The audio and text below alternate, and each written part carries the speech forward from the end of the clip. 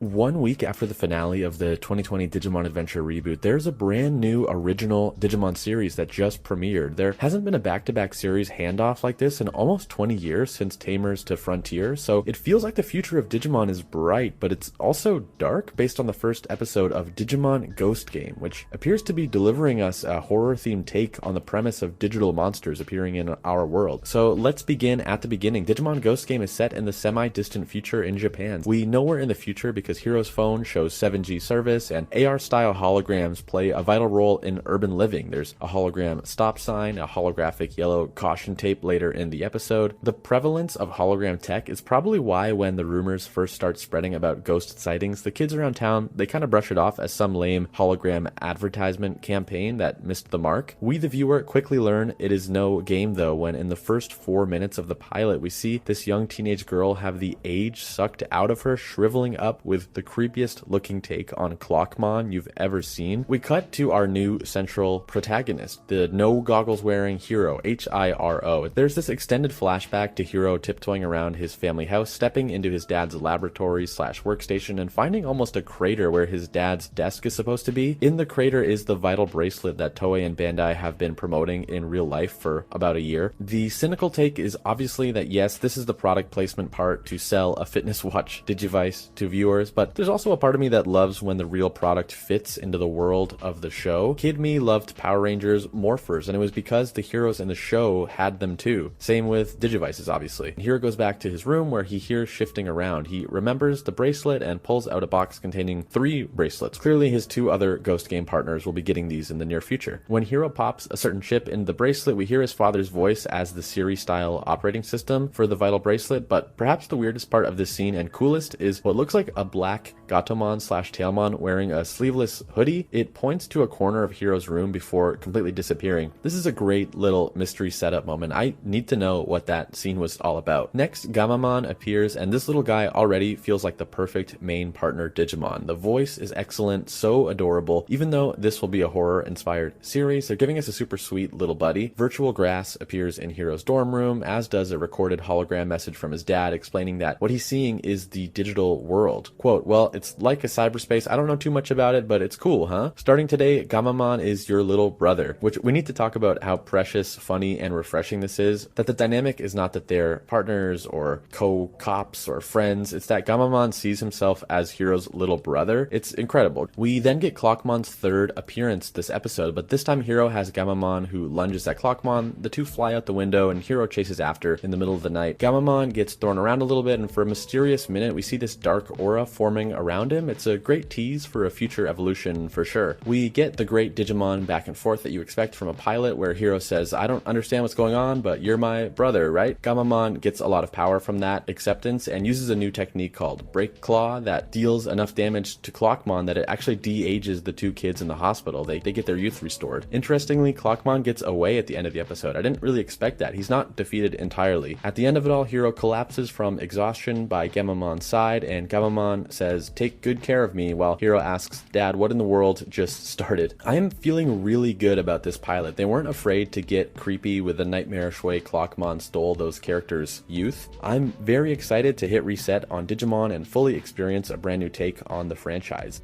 It's the very next day after the Gamamon vs. Clockmon battle. On that same night, elsewhere in town, a man has missed his train and is abducted by Mummymon. We soon learn that this isn't his first victim, and Mummymon has been collecting and wrapping dozens of humans. In the morning, Hiro confirms last night wasn't a dream, and then asks Gamamon what he can tell him about his dad's location, about Digimon in general, and the digital world, and of course Gamamon doesn't give us anything juicy here. That we get the amazing realization that people in the human world who aren't partnered with Digimon can still see some Digimon, or at least they can see Gamamon, who is sort of in this non-translucent 100% opacity form. There's a brilliant setup here where some classmates and later a store clerk ask Hiro what that cute thing in his backpack is, and he claims Gamamon is an AI hologram. It's perfect. I love this. The folks he talks to about Gamamon just say, wow, they're made so well these days, referring to AI tech. I love that moving forward we won't have to be hiding Gamamon per se. That can be fun in Digimon stories, but we've had it in Tamers and in other series like Adventure, So I like this new uncharted territory where simultaneously humans don't know what Digimon are, but they also don't care that Hiro is carrying this little dinosaur in his backpack. We tour the museum a bit. Gamamon points at a dinosaur and asks what Digimon it is. If last week was the ideal first episode for a new Digimon series, this is the ideal second episode. I honestly can't imagine having this gone any better, and we're not even done yet. We have a round 1 fight with Mummymon versus Gamamon in the museum. After a short but fast and fluid fight, Gamamon is pinned to the wall, Hiro is wrapped up and abducted, taken underground. It's pretty claustrophobic, and the series isn't pulling any punches with the horror vibes, with characters in the underground all wrapped up and saying things like, "I don't want to die." It turns out Mummymon legitimately thinks he's helping the humans who are exhausted at the end of their rope. He basically spawned near the museum, so he's just seeing clips of mummification in the human world and thinks this is the peak of modern medicine and science. He's working with bad information essentially, and it's kind of a surprising and cool concept. I like this. Here, the Digivice V vital bracelet starts reacting and we get Gamamon's evolution, the first evolution of the new series. Betel Gamamon is both cute and cool looking. Huge props to the monster designers of this season. I'm loving the new Digimon we've seen in the opening so far, and seeing Betel Gamamon in the show, it did not disappoint. Oh, by the way, the track that they use absolutely rules, but very smartly, this fight isn't about whoever can punch hardest. Betel Gamamon really just stuns Mummymon, frees Hiro, and then it's up to Hiro to end the conflict by appealing to Mummimon's sensibilities as a doctor or as a Digimon interested in medicine and science. He tells Mummymon that mummification is a science that is thousands of years old and not really recognized today as a legitimate practice. He even tells Mummymon that there are some hospitals around that he should go learn from if he's interested. Mummymon frees the humans he kidnapped and seems to calm down a lot. This is now 2 villains, Clockmon and Mummymon, that are still out in the world after their episodes. I was surprised by this and I liked it a lot. One is still seemingly evil, Clockmon, while Mummymon has kind of turned a new leaf, it seems. At the very end of the episode, Hiro and Gamamon are heading home, stopping for food when they see that girl Ruri being followed by a transparent Angoramon.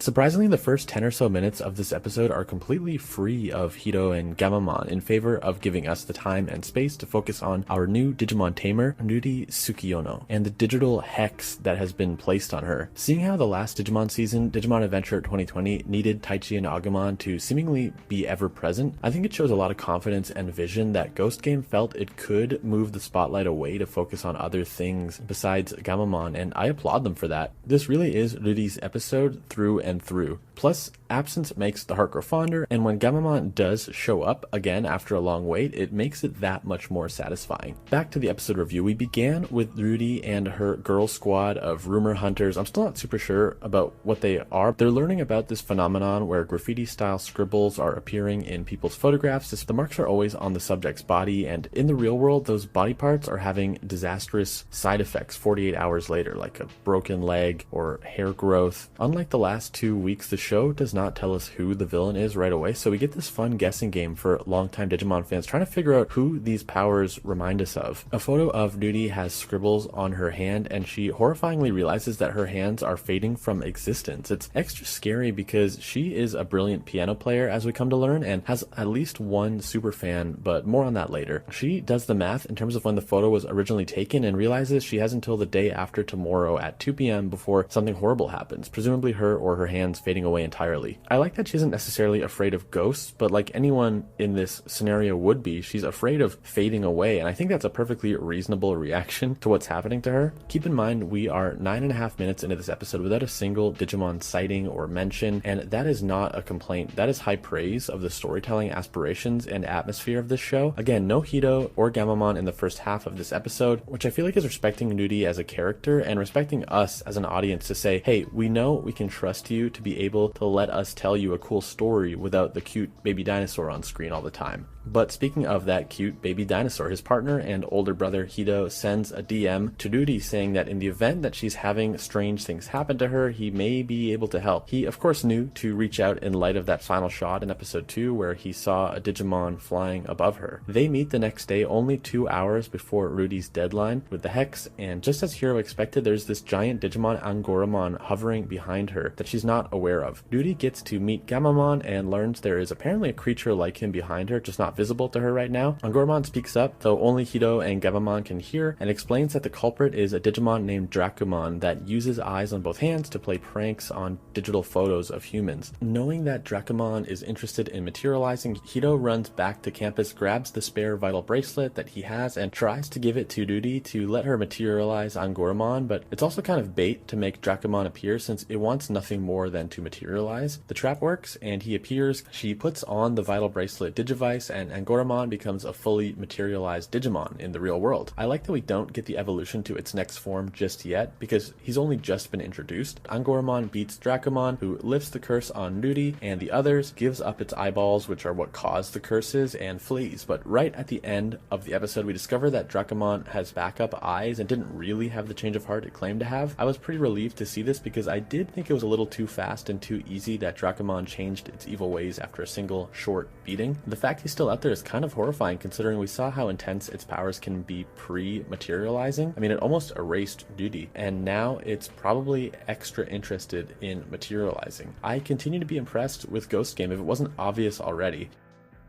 With the 5th episode of Digimon Ghost Game, we have officially been introduced to all 3 of the main Digimon partners of this season, Gamamon, Angoramon, and now Kyoshiro's partner, Jellymon. This was feeling like a world-ending threat that should occur way later than episode 5. We come to learn precisely why Kyoshiro is being haunted and bullied by Jellymon, and it's a pretty amazing reason. It's not that he's like a gifted ghost whisperer or a chosen child or anything. She basically just thinks he's a huge nerd, big weeb, and one of the most easily scared humans she's ever encountered, so his reactions just make it really fun for her. She outs him as being this incredibly smart kid who was studying in America and had his master's, all that boy genius stuff, but he actually decided to move back to Japan, not for family or anything, but because he watches a ton of high school anime and wants to live out his anime-inspired fantasy of being this cool dorm leader and senpai. All throughout the episode, we've been seeing point-of-sale systems and other monetary systems like banks acting up, very our war game style, of course, and at this point in the episode, this massive holy dragon Digimon appears, the envoy of the god of wealth, Majiramon. Majiramon's duty is to wealth, to properly preserve the flow of money. Anyone who stops or disrupts that will not be forgiven. A powerful light will gather in the sky and 108 arrows of light will rain down on that person's body. And that person is unfortunately going to be Kyoshiro. Jellymon asks him why he won't just bail and run away a few times. He says things like he can't do that because he's the dorm leader. Jellymon is a little inspired by Kyoshiro refusing to retreat, and the two of them start hacking together while the others fight on the front lines. Not sure how this Digimon learned to type, much less code, but I do not care. This is great visually and story-wise. Gamamon and the others can't hold off Majiramon, and when he approaches, Kyoshiro and Jellymon get some serious whiplash. They're seemingly knocked out or losing consciousness when Jellymon says, "You don't have the time to pass out, you're the dorm leader." Kyoshiro is reminded of his responsibility to his dorm. He has this very cool guy standoff, refusing to back down, declaring he is the dorm leader. Very, very Joe Senpai from Digimon Adventure 2020, and the art is looking great here. He's able to reach a new level of connection with Jellymon, which activates BB Thunder, a cannon-based attack that's able to fast-track the destruction of those digital talismans. It returns things to normal, which appeases Majiramon. Things return to the way they are, and the episode wraps with the gang catching their breath in a park, and we have what, to the best of our knowledge, is going to be the core trio of Digimon and human partners for this season.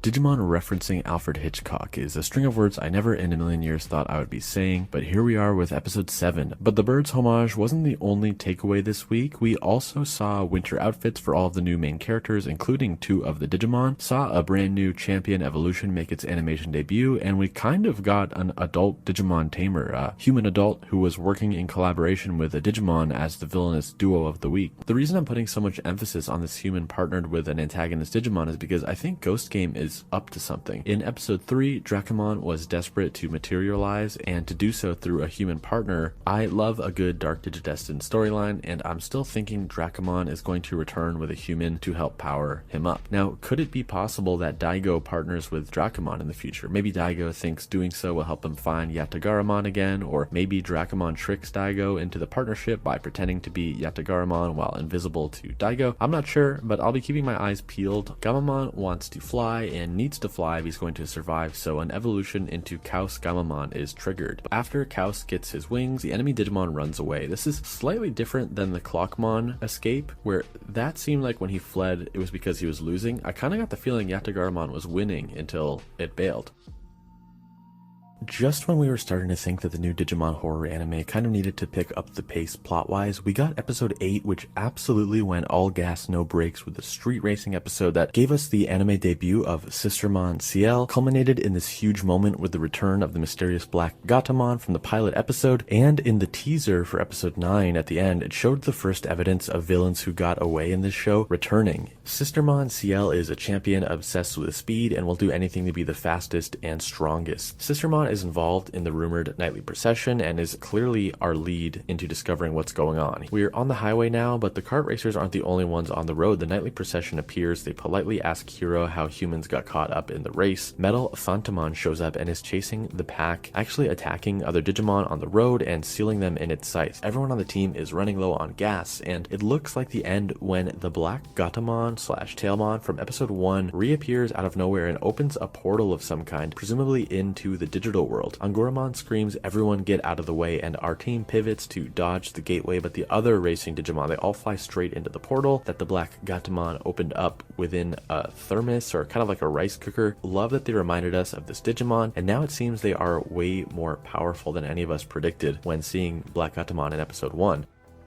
Episode 9 of Digimon Ghost Game gave us the most information thus far on the rules of this universe. You know, how Digimon and their various forms work, how they traveled from the digital world into the human world, what happens to humans attempting to go to the digital world, and much more. We also saw the return of the first enemy from episode 1, Clockmon. The team decides to visit a library, one that Jellymon is familiar with as she studies human culture around town. Apparently it's haunted, book pages will flip when there is no breeze, and other weird phenomenon happen, like digital screens having the text all messed up. Turns out to be two Digimon, Bakumon and Bokomon, with Bokomon probably being best known from Digimon Frontier. In this show, he is a professor, and the kids ask him, "Being a professor, you must know a lot about the digital world, right?" He does. He has a lot of information for not just the team, but for us. Unlike when Digimon exist as data, Digimon are able to materialize when those different types of feelings come pouring out of the heart. Digimon materialize when they are not like data, but more like humans. However, there are also bad Digimon who can use their glee from hurting people to try to speed up their materialization, like Dracomon. So apparently, if I understood correctly, through enough mischief causing and hauntings, some holographic Digimon in the hologram ghost stage can materialize even without the need of a human partner. Kido asks what the reason Digimon come to our world is, but Bokomon doesn't really know, just saying there seems to be a greater force at work, kind of teasing a larger enemy of some kind. All Bokomon knows is that a gate suddenly appeared one day in the digital world, and he ended up here in the library. And then the final lore drop of this episode is that apparently humans passing through the gate into the digital world may burn up through entry when their bodies digitize. We know Hido's dad seems to have successfully bypassed this and is currently in the digital world, but we're left with the impression that if our team attempted right now to go through a portal into the digital world, their real world bodies would burn up. It's the Gammamon versus Clockmon rematch. It reflects Clockmon's Chrono Breaker back at him, and after losing control, Clockmon's own time is only moving forward, it's spinning out of control. Clockmon looks genuinely distressed, and Hido asks what will happen to him in this world. Bokomon isn't actually sure, and then Clockmon begs for help to save his life. Hido is determined to save him, and so Gammamon evolves, and they all get to work in a scene that is kind of simulating CPR, and I found it weirdly moving and humanizing for all parties involved. They literally saved this Digimon's life, and it's a Digimon who has been nothing but cruel to them, being saved by CPR. Definitely not how I thought the Clockmon rematch was going to go down, and I applaud them for this take on the fight, on the confrontation. After being saved, Clockmon says, "I guess I can't really attack people anymore after meeting people like you." Bokomon offers to give invisibility training to Clockmon since he can't,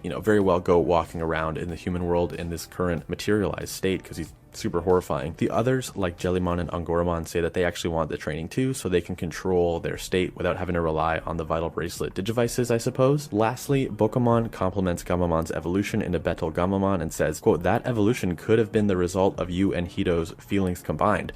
The 10th episode opens with a kid playing a 2D fighting game in basically PlayStation VR when his avatar gets decimated by King Kakumon, and we get the classic 2000s and 2010s horror trope of, real-world consequences to losing in the video game. A new rumor begins spreading about a beautiful lady appearing in the game and players who encounter her disappearing in real life. Again, I love Digimon wrestling with modern tech. This is 2021, so yeah, why wouldn't Digimon tackle VR and the fighting game community? It's everything we always wanted to see. The only plan the boys can come up with is bringing Kiyoshiro out of retirement to play one last game of Fighter's Kingdom and work his way up to the mysterious, beautiful woman. King Kakamon appears, and then Jellymon hacks her way into the game, so she's actually playing in place of Kiroshiro's fighting avatar. And then she says something very sweet, which is, we were strong because we had each other. And we get another cool boy Kiyoshiro moment, just like in episode 5 when he stepped up to the plate, only this time they're able to activate Jellymon's evolution into Tesla Jellymon, who I absolutely adore. All indications are pointing to this being the best Digimon season since 2001's Digimon Tamers, honestly. Obviously, anything could change, but there's so much going on in these 10 episodes to be hopeful about. And at the core of all of this, all these mysteries and all these plot threads, we have 3 super strong human protagonists. And of course, along with those 3 new heroes, there are 3 incredible Digimon partners with fantastic classic designs and really promising evolution designs.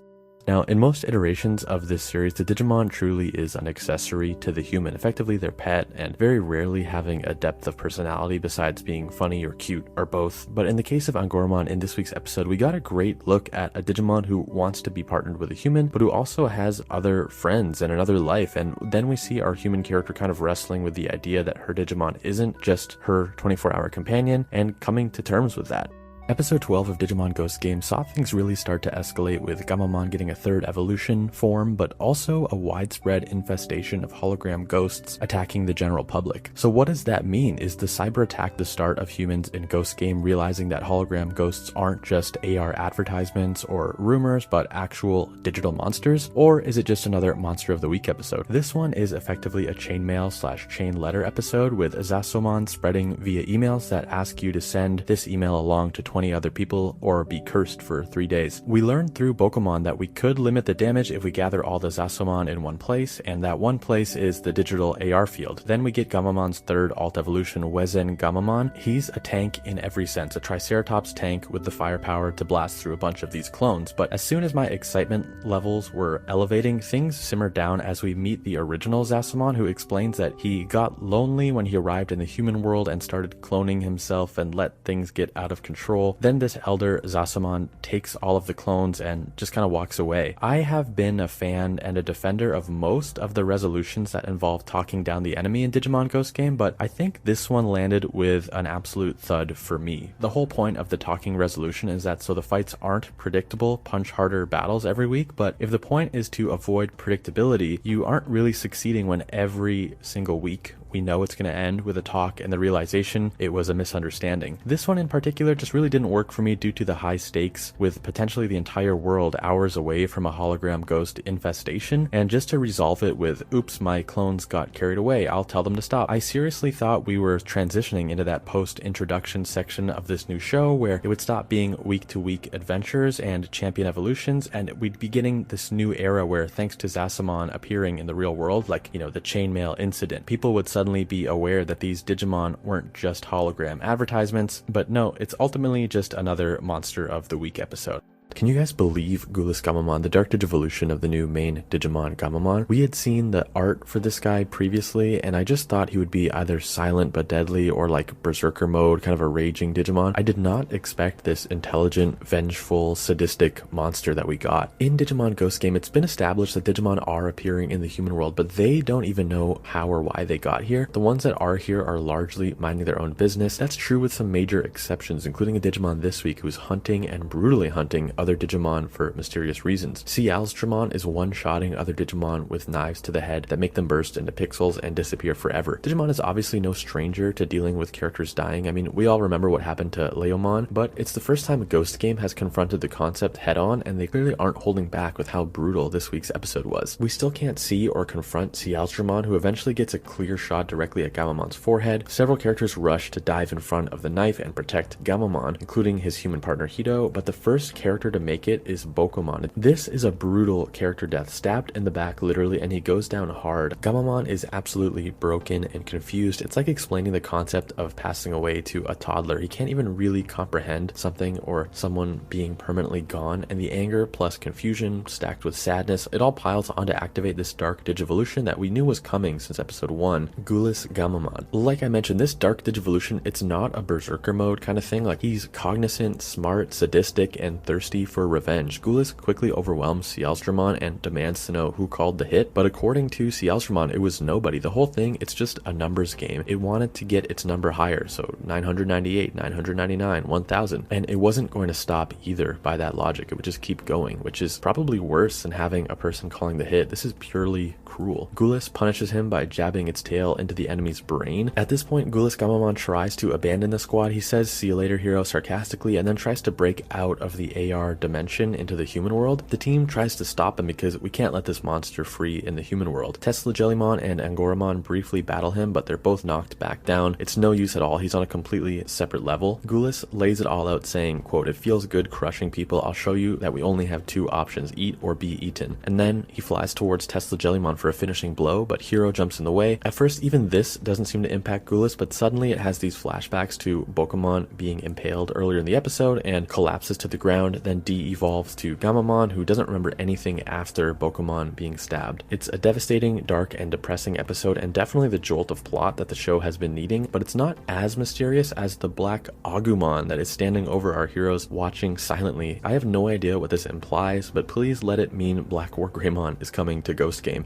Gamamon is definitely off after the events of the last episode, and so I'm glad that we're not just pretending that didn't happen here in episode 14. We are at a beachside resort. Gamamon is definitely quieter, but doesn't truly understand why he's off his game, though as we learn, doesn't really know what happened last week. He tries a new delicacy and says, "I'll take this to Bokomon to try," then asks where is Bokomon. Well, Hero says he left for a long journey. It's a really tragic scene and kind of gut-wrenching to know that we're moving forward without letting Gamamon know exactly when down. I just hope it doesn't come back to haunt us if the truth ever gets out. Elsewhere in the resort, a ghost is tossing guests a ball and asking them to play. This week is Blacktailmon Uber's 4th appearance, and the most forward-facing one yet. It literally knocks on the hotel door and delivers 3 new dim cards, one which contains a new message from Hero's dad. But it didn't really say too much. Was it just a 3D album to brag to his son, or was it something more? Kiyoshiro asks if that cat, Blacktailmon Uber, is the thing connecting Hiro to his dad through the digital world, but nobody really knows for sure. The new dims weirdly don't play a huge role in the finale of this episode, which did surprise me. But back to this scene, Angoramon comments on how much we still don't know about the digital world, and then Hito theorizes that perhaps we'll learn more the next time we see Gulis Gamamon. And the others, particularly Kiyoshiro, start to freak out just at the mention of the name. They're treating saying Gulis like saying Voldemort. It's the name that can't be spoken within the group. Koemon is the so-called spirit haunting the hotel, and I was overjoyed that this is the character they went with this week. Koemon is an absolute favorite of mine, and it seems he's just looking for the old grandmother who used to keep him company, who one day disappeared from the hotel. Much like Gamamon, Koemon doesn't really get what happened to Granny the same way Gamamon didn't get where Bokomon went. Koemon is blown away by the light show Battle Gamamon and Jellymon are able to put on, and it's very cute seeing everyone in such high spirits, especially after the dark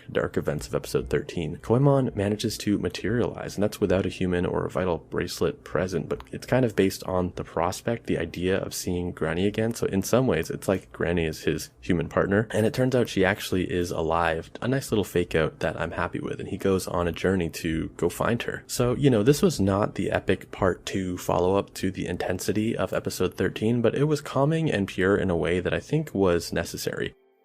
With the 15th episode of Digimon Ghost Game marking the arrival of Angoramon's champion evolution, Simba Angoramon, we now have all 3 protagonists this season with champion level Digimon. It's funny to think that by episode 15 of Digimon Adventure 2020, we were already halfway through the ultimate level episodes, but Ghost Game had to account for Gamamon's multi-directional evolutions, him having 3 forms and a dark form, but yes, we now have crossed the getting the champion section of the newest show, and the episode that gave us our final champion was a pretty great one. It was, of course, centered on Rudy and Angoramon, but what I liked most about it was that we got to spend more meaningful time with Rudy's crew, Mika and Aoi. If you recall, these 3 girls technically were introduced to us in episode 1 of Ghost Game before even Hito and Kiyoshiro. We always knew Rudy's crew had their own thing going on before she became a Digimon tamer, and it was cool seeing their dynamic this week before the big showdown and evolution. We get a glimpse of what exactly is going on, and it's that Digimon who haven't materialized, so they're in that kind of hollow, transparent form. They're scaring the pants appearance off of humans, and the joy they get from horrifying humans is actually helping fast track their materialization, making them no longer see-through and sort of real, for lack of a better term. We're starting to see evidence that what many Digimon are after is materialization, and that they can manipulate humans to get it. And I'm really curious how much of this is real, serious foreshadowing for like the future, like a major plot, versus how much of this was just him spouting villain of the week monologuing. For the fight, we get a beautiful snow setting thanks to Rudy's new DIM card, resulting in a new AR field. She makes this decision where her friends might have to see that she's partnered with a Digimon, and she's really worried that they're going to be terrified of Angoramon and potentially of her. Nevertheless, she goes forward with the AR field since it's for their safety, and in it we quickly see Angoramon achieve a new evolution. We get Simba Angoramon. It makes short work of some of the lackeys, but when it's time for Felismon, it's not just a one-hit you're done situation. We get a Dragon Ball Z beam struggle, and we were losing that beam struggle until Battle Gamamon and Tesla Jellymon showed up to help push back. It was a nice bookend kind of moment for the end of the arc, you know, the getting our champions arc. Seeing all three kids have their champion level Digimon fighting side by side, I'm starting to get alarmed about how many malicious Digimon are still out there. There could be a serious Sinister Six style formation of baddies coming very soon with how many are still out there and how many of them are eager to manifest and materialize. When the dust settles, Rudy sees her friends again. She's expecting them to think she's like a monster, but we learn they didn't really see what happened other than that they understand she distracted the monster so that they could get away. Later, to themselves, Mika and Aoi say, looks like Ruli has some secrets, but let's not ask her anything until she's ready to talk to us. These are just some of the greatest friends out there. Rudy really knows how to pick them.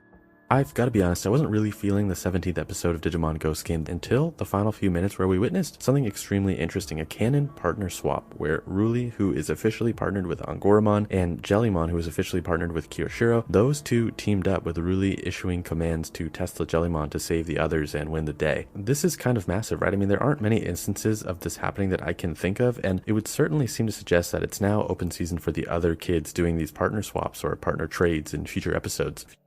Hawkmon, one of the main partners from Digimon Adventure 02, is back for a sort of guest appearance in the 18th episode of the newest season. We actually get two twin Hawkmon in this episode, partnered with a brand new child and a new evolution path for Hawkmon that probably wasn't who most of us were expecting. Two Hawkmon's willingness and drive to save their human partner actually activates an evolution into Orcamon. Overall, though, another episode with a surprising amount of world building, but still not doing much to directly advance the plot of Digimon Ghost Game. To recap, we learned that kids even younger than Hito and the gang are partnering with Digimon out in the real world, which could be huge, but it could also amount to nothing. It all depends on what the writers want to do. We also learned that even without a vital bracelet, Digimon who are partnered with humans can not just materialize like Monmon did, but they can even digivolve, as in Hawkmon turning into Orcamon. The big question now is, other than the sort of AR field functionality, what exactly is the purpose of the vital bracelets then, if they aren't the real key to helping Gamamon, Jellymon, and Angoramon digivolve?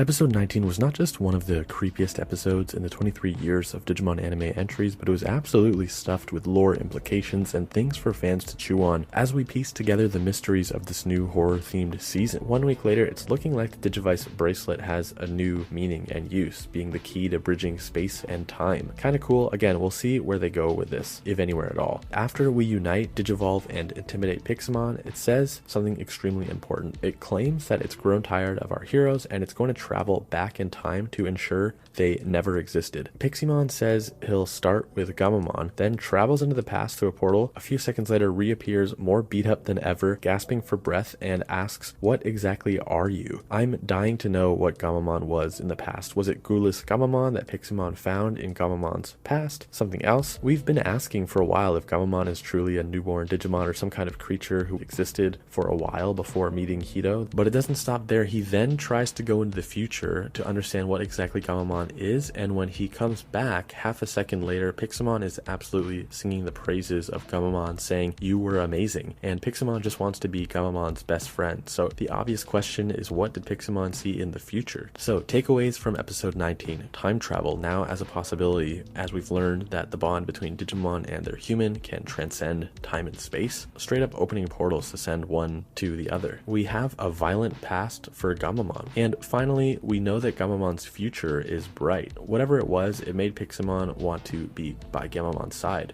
Ghost Game Episode 20 made serious efforts to advance the plot of the new series by featuring two Digimon hunting the mysterious Black-Tailmon, who seems to be vital to the plot of this new season. Hiro tries to insist that he doesn't know where Black-Tailmon is, and conveniently, Black-Tailmon shows up to open a portal into the digital world for them. Definitely convenient and kind of odd. It almost makes Hiro seem like a liar, even though he wasn't. But this brings me to an element of the episode I was a little disappointed in. When I heard the premise that two Digimon were coming to Hiro because they were hunting Black-Tailmon, I had hoped we'd learn more about Black-Tailmon, potentially even Black Agumon, but it turns out they only want to find Black-Tailmon because they know it's someone who can send them home. They don't know each other, they aren't part of a secret organization of dark Digimon. Right at the end, Hiro remembers what Bokumon said about our team potentially being the bridge between the human and the digital world. Hiro's last words of the episode are that we really need for someone to be a bridge. It seems like Black-Tailmon is fulfilling that bridge role for the Digimon, but there may need to be a human to take on that role. Someone who understands both Digimon and humans, kind of like what Tai wanted to be in the Digimon 02 epilogue, honestly. Based on the way other Digimon like Hawkmon and Clockmon, and now the two enemies from this week, come to Hiro for help, it seems like the show is building up to Hiro taking on this role as the bridge between Digimon and humans. Episode 21 brought back a villain from 02 that I have been hoping to see. I'm talking, of course, about Arukenimon, I think one of the all-time great villains from the early 2000s run of Digimon shows, both in design and screen presence. She is fully reimagined here in episode 21 of the new series. Not only that, Arukenimon had an amazing showing in this episode, super imposing, and in fact one of the only enemies to completely and utterly beat our protagonists at the end, totally winning until we got the surprise appearance of a dark Digimon. Well, two dark Digimon actually. She uses her webs to catch and link humans and likens it to a neural network, something I thought was quite cool, and she also claims that the best way to understand a subject is to devour its brains. Arukenimon is most fascinated in Gamamon for his ability to swap between evolutions in a way that she hadn't quite seen before, and so he's first on her agenda. The team is utterly helpless to stop this as her jaw opens up and she inches towards Gamamon, but at the last possible second, Gamamon activates that dark Digivolution from episode 13, goes into the ghoulish Gamamon form for a second time, and essentially destroys Arukenimon One Punch Man style. Notably, Gulis is far more calm and collected this time, still massively intimidating, but it does not feel like we are in the same immediate danger, and it does not feel like Gulis wants to harm our team like he did the first time in episode 13. He says something really interesting. When Hiro inches towards him, Gulis says, "Stay back, it's not time yet, see ya," and then reverts into Gamamon. As if that wasn't enough, in a bit of a repeat of the Black Agumon reveal where that Digimon was watching over the first Gulis Gamamon appearance, we pan up to see Black Gargamon, as in a dark version of Terriermon's champion form, Gargamon. This is something I cannot really process, but the way the Black Agumon and the Black Gargamon are just watching over Gulis Gamamon from the shadows, it screams secret organization to me. I don't know. After a month-long hiatus, Digimon Ghost Game returned with episode 22 and brought with it an iconic Skull Greymon appearance, sort of having Skull Greymon as the Digimon stand-in for Freddy Krueger, with humans being trapped in a dream world where this nightmare of a Digimon haunted them and would cause real bodily harm to their real-world bodies. This week was another great example of Digimon Ghost Game taking ideas from classic horror and thriller films and asking what that would look like in the Digimon universe. It was also an episode where Hiro and Gamamon took a back seat, allowing us to focus on the other two pairs of characters, Kiyoshiro and Jellymon, plus Rilly and Angoramon. And it really reminded us that as much as we love Gamamon, this isn't the Gamamon show.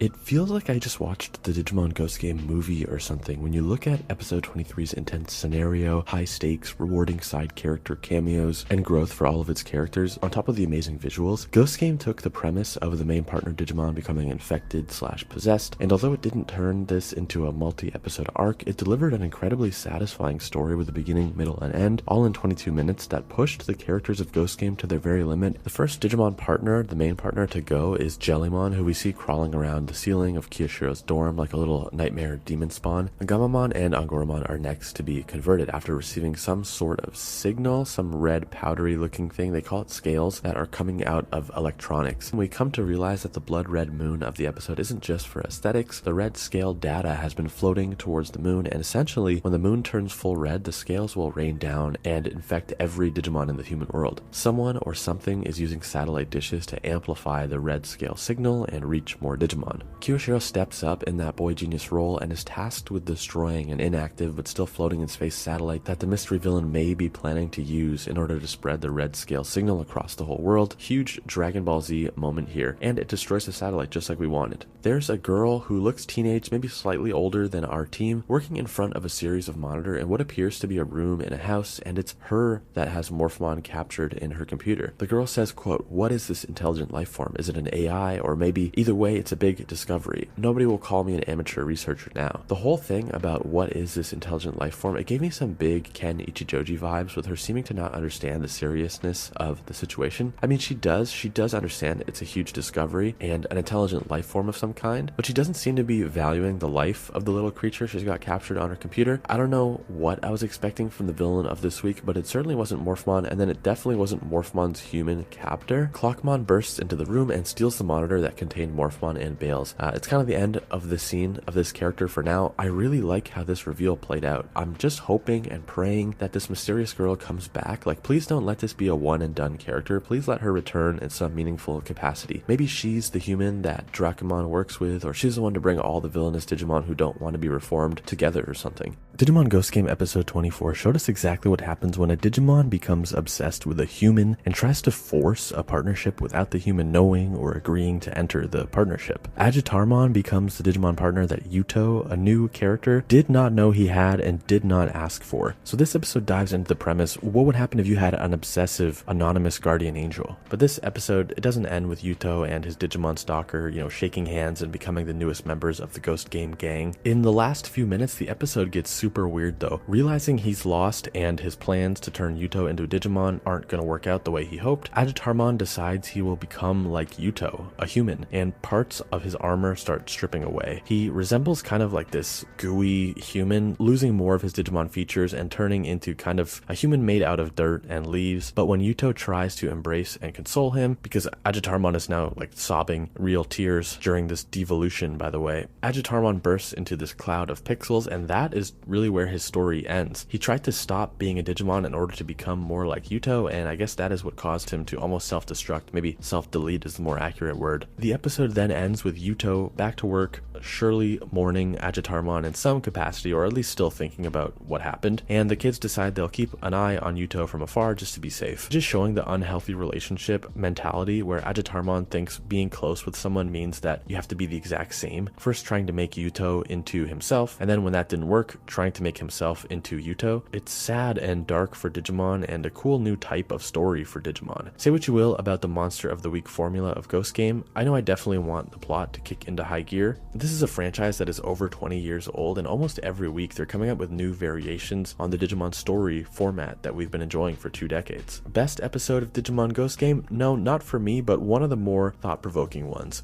Ghost Game absolutely brought the heat and the horror in its 25th episode. The obvious answer is the Ghost Game debut of Vamdemon, who most English language fans who grew up on Digimon would know as Myotismon, but then beyond that, the episode had 2 other massive moments for the series. Dracomon returned after being missing in action since episode 3, and appears to have been completely destroyed after all the hype of what his return could mean for the series. And before we could even process that, Gamamon digivolved into Kano Weissmon. The premise of this episode is that a trendy, high-end mega company known for desserts, perfumes, luxury accessories, and more is inviting social media influencers, specifically women influencers, to a product sampling session at the company's head office. When these women arrive, they're being attacked by vampires, but they don't just suck their blood and move on. In this world, when the vampires bite, they control their victims, so it's almost like a hybrid between vampires and zombies. Really, being the only girl member of the team, and also the team member with a massive social media platform, she's invited to one of the product sampling sessions. When she arrives for the sampling, things go south pretty soon because she recognizes the voice of one of the servers. It's Dracomon from episode 3. This almost had me thinking that there was some fake out and the handsome man wasn't Myotismon in disguise but actually was a human, and that Dracomon would somehow digivolve into Myotismon in this week's episode with the human's help. But to my surprise, Dracomon was actually offed quite suddenly. He wanted revenge on Ruli, which wasn't part of the plan. Myotismon wanted her alive, considering she's special and that she can partner with a Digimon. He swarmed Dracomon with all these bats until Dracomon kind of popped. And if that is the end of Dracomon, which it seems like it is, that will have been quite odd since Dracomon's farewell words to the audience in episode 3 were all about how he could find a human to help him materialize and help him grow stronger. But now Dracomon's gone, so I guess that's not a thing. We learn a bit more about what Myotismon wants, namely that he has been increasing vampire numbers to become the ruler of all humans, believing vampires to be superior. He thinks that humans who can partner with Digimon would be great soldiers to have on his side, basically, and so he wants to test Ruli and her friends, who he realizes are probably camped outside waiting in case something goes wrong. Before Gulis can take control, Hito says he wants to face this challenge head on together, and it's the commitment that is apparently what alters the transformation Gabumon's going through, from going dark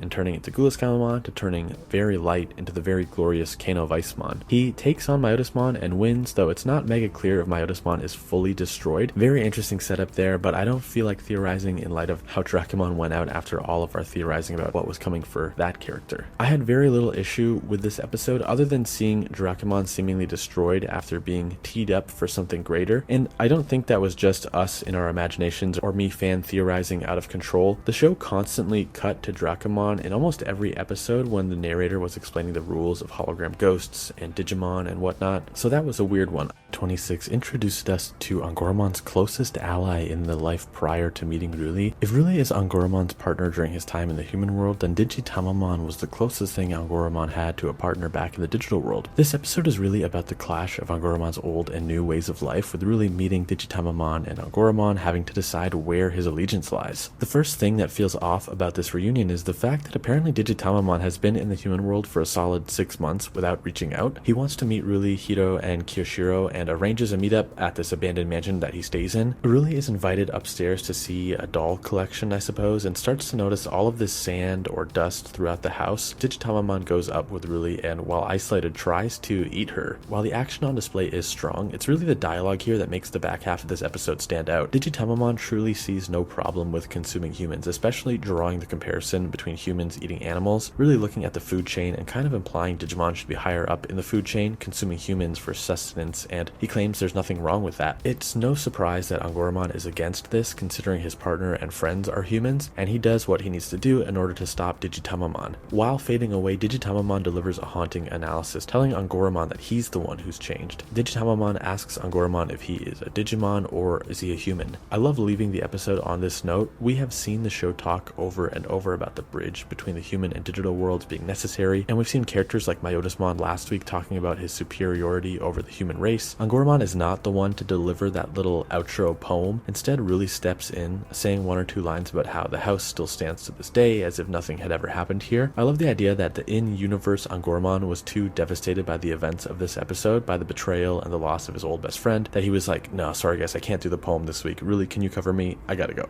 Ghost Game episode 27 brought back Black Gatomon, the series' Amazon delivery driver who seems to carry packages and Digimon back and forth between the human and digital worlds. Black Tailmon was the first big mystery of the series and has been absent for a number of weeks, so it was a great reminder to have this character appear, and not only appear but also act as a bridge between Hito and his father by delivering a special letter. Black Gatomon shows up with a sleigh, kind of like Santa Claus, and just kind of takes Splashmon away back to the digital world. Before Black Tailmon goes though, Hito asks if he can do a favor, if he can give a letter to his dad. Here's the full exchange. Quote, hold on, could you give this to my dad? The letter says to Hokuto Amanokawa, Ruli, what is that? Hito, I wrote a letter just in case. Black Tailmon takes it and abruptly leaves. Unfortunately, we don't get to read what the letter said, and we didn't even see Hito writing it earlier in the episode, so while I'm glad this scene exists in the episode, there wasn't much here. And it was kind of odd how Black Tailmon was in and out. It's one thing to sit here and say, I want the story to really get moving, and while I do want that, I'm also pretty forgiving when the episodic stuff is unique and thought-provoking, like last week with Digitamamon turning on us, or the really dark one a few weeks ago with Agitarmon wanting to be in like a relationship with a human basically. But this episode gave me nothing meaningful to really chew on, nothing to feel clever about or to applaud the writers for. Another disappointing element of this week is that last week's episode left Angoromon in a very dark place after he was forced to fight and eventually destroy one of his oldest friends after being betrayed. He was so devastated by that episode that Ruli had to deliver deliver the outro poem at the end of the week, Angoromon was basically back to normal here, and that's a shame. We kind of want to see the emotion carry over from week to week. It kind of feels like the writers on this episode themselves knew how inconsequential this episode was, and then threw in that Black Tailmon thing just at the end to kind of appease people like me, so that we can now say, well, technically something happened in this one.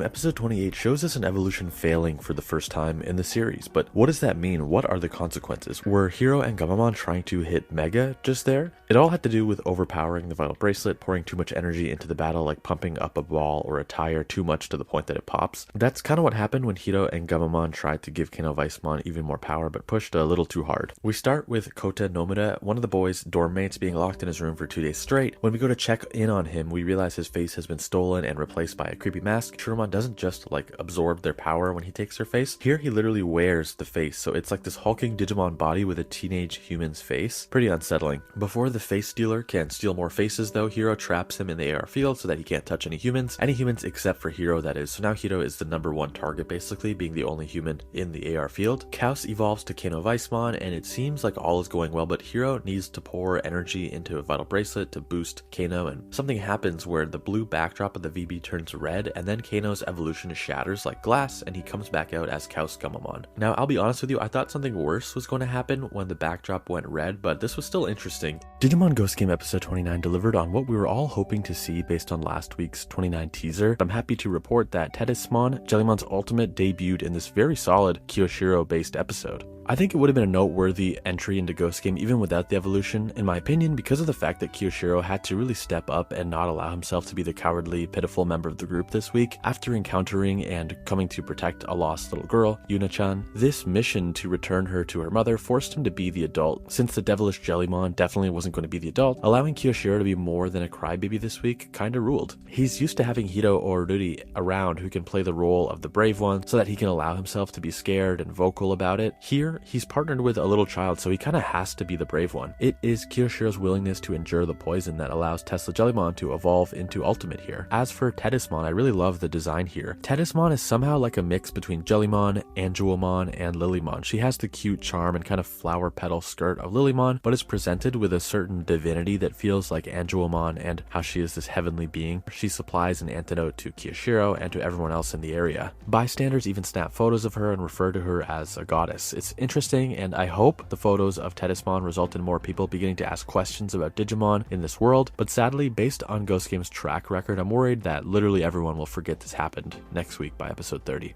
Digimon Ghost Game saw a new character, a girl from Ruli's social circle, partnering up with not one but 2 Digimon. This newcomer, Kaiono, teams up with an ex-Tyrannomon and Warumanzaimon and starts wreaking havoc, attacking all of the people in Kaiono's life who were trying to help her. It was a really unsettling episode, seeing a teenager who has hit a very dark place just rejecting help from others over and over again, viewing their good intentions as burdens and attacks on her. Digimon Ghost Game episode 31 left me disappointed and confused and a little frustrated. What really disappointed me this week was the bizarre inclusion of Black Tailmon returning to deliver a message from Hiro's dad. It was one of the first times Digimon Ghost Game has paid off / provided an answer to one of its many mystery box setups, and it was a deeply underwhelming payoff, as the dad's first message to his son was a weird, unhelpful joke that suggests the show might not be as interested in answering difficult questions as it is in asking them. Zubamon was once scarred in battle against Musamon and was only helping Angoromon and the team in order to get a win against Musamon, not out of a moral obligation or to stop a renegade Digimon who's been terrorizing humans and Digimon alike, but I digress. Black Tailmon appears suddenly, which should have been cool and exciting, but wasn't quite either of those things. The Digimon hands Hiro a letter, which had me kind of jump out of my chair, correct my posture, sit up straight, focus on the dialogue. Hiro tells Judy that it appears Black Tailmon has provided a letter from Hiro's dad, presumably a response to what Hiro wrote 5 episodes ago. At least according to the official Crunchyroll English subtitles, here is how that exchange goes. Ruli, what did you ask him? Hiro, I asked him what to do with Digimon who were too hard to handle. Hiro's dad, sorry son, I don't know. Good luck. This response to Hiro's letter is deeply frustrating for me. If this is the kind of payoff we can expect, then I am not looking forward to the other mysteries being paid off in Ghost Game. Are they all going to be trolls like this kind of was? I would certainly hope not, but this made it so that Hiro sending that letter was nothing more than a gag with a middling punchline we had to wait 4 weeks likes to hear. It also tells us Hiro's dad isn't in any real immediate danger or trouble if he was able to write a letter back to his son. So that's a little frustrating, because if he's not in any immediate danger, there's no real excuse for why he hasn't been able to do more and answer more of our questions about the nature of the digital world, why he's been away, what's up with Gamamon, why Digimon are jumping into the human world. Also frustrating is that we were kind of hoping to see Hiro and the team struggle with what to do with the enemy Digimon who aren't willing to compromise or who are not terrorizing humanity due to a misunderstanding but are truly evil to the core.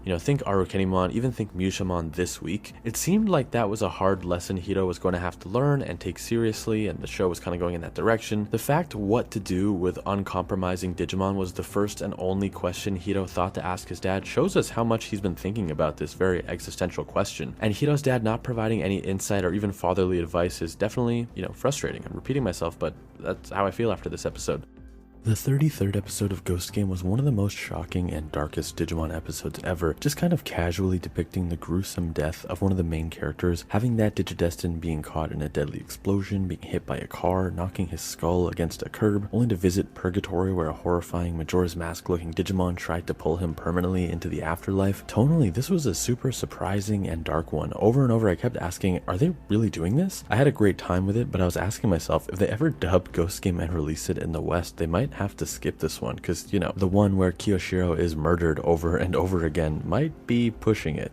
Lemortmon, the ultimate evolution of Angoramon, has finally made its anime debut in the 35th episode of Ghost Game. This guy looks monstrous in all the best ways, truly creepy, and we very much got that berserker rage beast vibe that many suspected Lemortmon would have based on previous art. Once he evolved into Ultimate, it was no longer the poetic and philosophical Angoramon or the effortlessly cool Jinba Angoramon. Lemortmon was a bloodthirsty Hulk who almost took things too far, just pummeling his opponent before someone intervened. Our team, who's on vacation in the hometown of Ruli's grandmother, people are giving them weird looks, probably because of their hologram ghosts, their Digimon. But this isn't just rural, old school people being anti-technology. There have been weird occurrences recently in town, putting the townspeople on edge, people being attacked by a monster in the woods. We have our werewolf. Now it's just Jinba Angoramon up against Manticoremon, and he's beaten pretty bad until he shares a moment with Ruli. She says no matter what the crisis is, and then Jinba Angoramon finishes her sentence saying, we break through it. This is of course when we go to Ultimate. We have the animation that is really pretty and exciting. Lemortmon is awesome and absolutely brutal, almost goes too far, beating Manticoremon to a pulp when it's stopped by the angel Digimon Darkmon. It seems pretty soon after Darkmon intervenes, Lemortmon just kind of reverses to Angoramon, and we don't really wrestle with Lemortmon going berserk in that moment. It still may be a plot point of some kind later. Lemortmon seemed transfixed on protecting Ruli at any cost and was willing to take it to an extreme place. We even got a cut of Ruli's face going from excited to kind of concerned just before Darkmon intervened. When Lemortmon snapped out of it and reverted to Angoramon, I almost expected a what the hell was that kind of scene, either Ruli asking it or Angoramon himself asking what kind of came over him, or maybe thinking he blacked out or something, but they just hug like nothing's wrong. I'm hoping that when Lemortmon shows up again, he's not just suddenly tamed and under control, but that this berserker status is something we have to actually confront and conquer. The same can be said with Gulas Gamamon, who has not been seen since episode 21 in that battle with Arukenimon. I really hope we confront the dark side of these characters.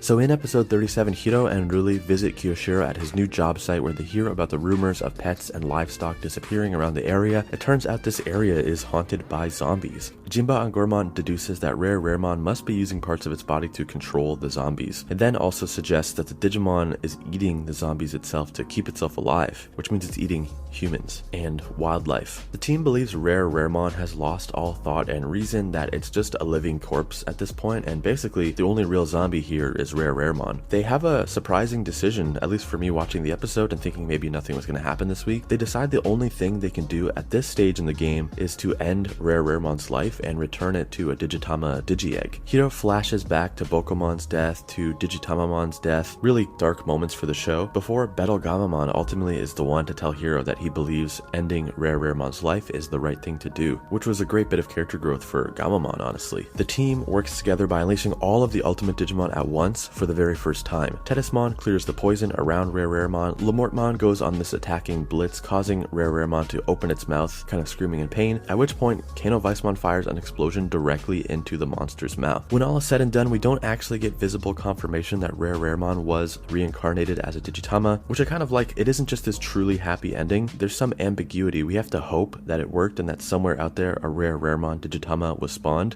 Digimon Ghost Game episode 38 introduced Espimon. We were wondering, would Espimon's arrival mark the introduction of a fourth Digidestin type character in Ghost Game, a human partner for Espimon? As of episode 38, it seems that Espimon has no human partner, but there is some weirdness going on with Espimon and at least one human. Espimon claims to know Hiro Amanokawa, but when he meets him, he says, no, you're not Hiro, you two look nothing alike. I had a good time with these 22 minutes, and I'm super excited to see more Espimon now. Digimon Ghost Game episode 39 introduced the second of two kind of special 2022 Digimon. Espimon and Ryutamon were paired up together on a new set of Digivice Vital Bracelet DIM cards earlier this year that had the Ghost Game logo and packaging, so fans always knew these two mons were coming. We got Espimon last week and Ryutamon this week. We also got a few chunky lore updates and world building moments that fans who want the story to advance should appreciate. A small update on what Hiro's father has been doing in the digital world, and a new emphasis on the true power of the Digivice Vital Bracelet that our team have been wearing this whole time. Bakumon asks Angoramon, how do you guys turn back every time after you evolve? As he thinks that the main partner Digimon's ability to evolve and re-evolve may be the secret to curing Gyukimon. This is awesome and kind of a cool callback because a long time ago, I think it was episode 4 honestly, Angoramon explained that Digivolution does happen naturally in the digital world, but it kind of is age-based. Like Digimon grow into their next forms and then they just stay in those forms. They do not revert to prior forms. The team theorizes if we can get our Gyukimon to remember its original Ryutamon form, we can bring it back to its former self via the Digivice. So while battling, Gamamon is saying things like, remember who you are and whatnot. Quote, their hearts are synchronizing with the Digivice through Gamamon, is what Bakumon says, and then we see it work as Ryutamon returns to its former self thanks to Gamamon's help. The reason our Gyukimon knew to reach out to the team is actually because of Hiro's dad. Hokuto is apparently in the digital world telling Digimon that if they ever land in the human world and need help, to go seek out his son Hiro Amanokawa. It's a minor update on Hiro's dad's whereabouts and status, but it's kind of neat that similar to Clockmon sending lost Digimon in the human world towards Hiro and the gang, apparently Hokuto is telling Digimon in their world that if they ever find themselves lost in the human world, they can look for his son for help. Great to hear a little update on Hiro's dad this week. Great to get more information about the significance of the Digivice. Loved seeing Ryutamon. Episode 40 Spiral Beach. Espimon's arm is mysteriously twisted. Hiro and the gang go to the beach to investigate what could have caused this phenomenon, but they find that everything at the beach is twisted. The episode kicks off with the reintroduction of Espimon, who I was happy to see. His arm was twisted while he was visiting a beach, so he asks the team to help him figure out what's going on in hopes of reversing his new condition. I do love that even though Kyo is out this week, Jellymon is like, well, I don't care, I'm going anyway. Any other Digimon series, the partner would stay behind with their human, but not Jellymon. On the way to the beach town, we acknowledge that whole thing from episode 38 where Espimon insisted Hiro is not the real Hiro. It looks like this isn't a grand plot tease, but instead just kind of another gag punchline moment. Hokuto, Hiro's father, apparently met Espimon in the digital world and told him that his son is the spitting image of Hokuto. Because Hiro doesn't literally look exactly like Hokuto, Espimon believes he is not the real Hiro. It's kind of funny seeing a Digimon not understanding an expression and taking things too literally, but I'd be lying if I said I wasn't disappointed that the whole "you're not the real Hiro" mystery just amounted to a single joke about Espimon being unfamiliar with an expression.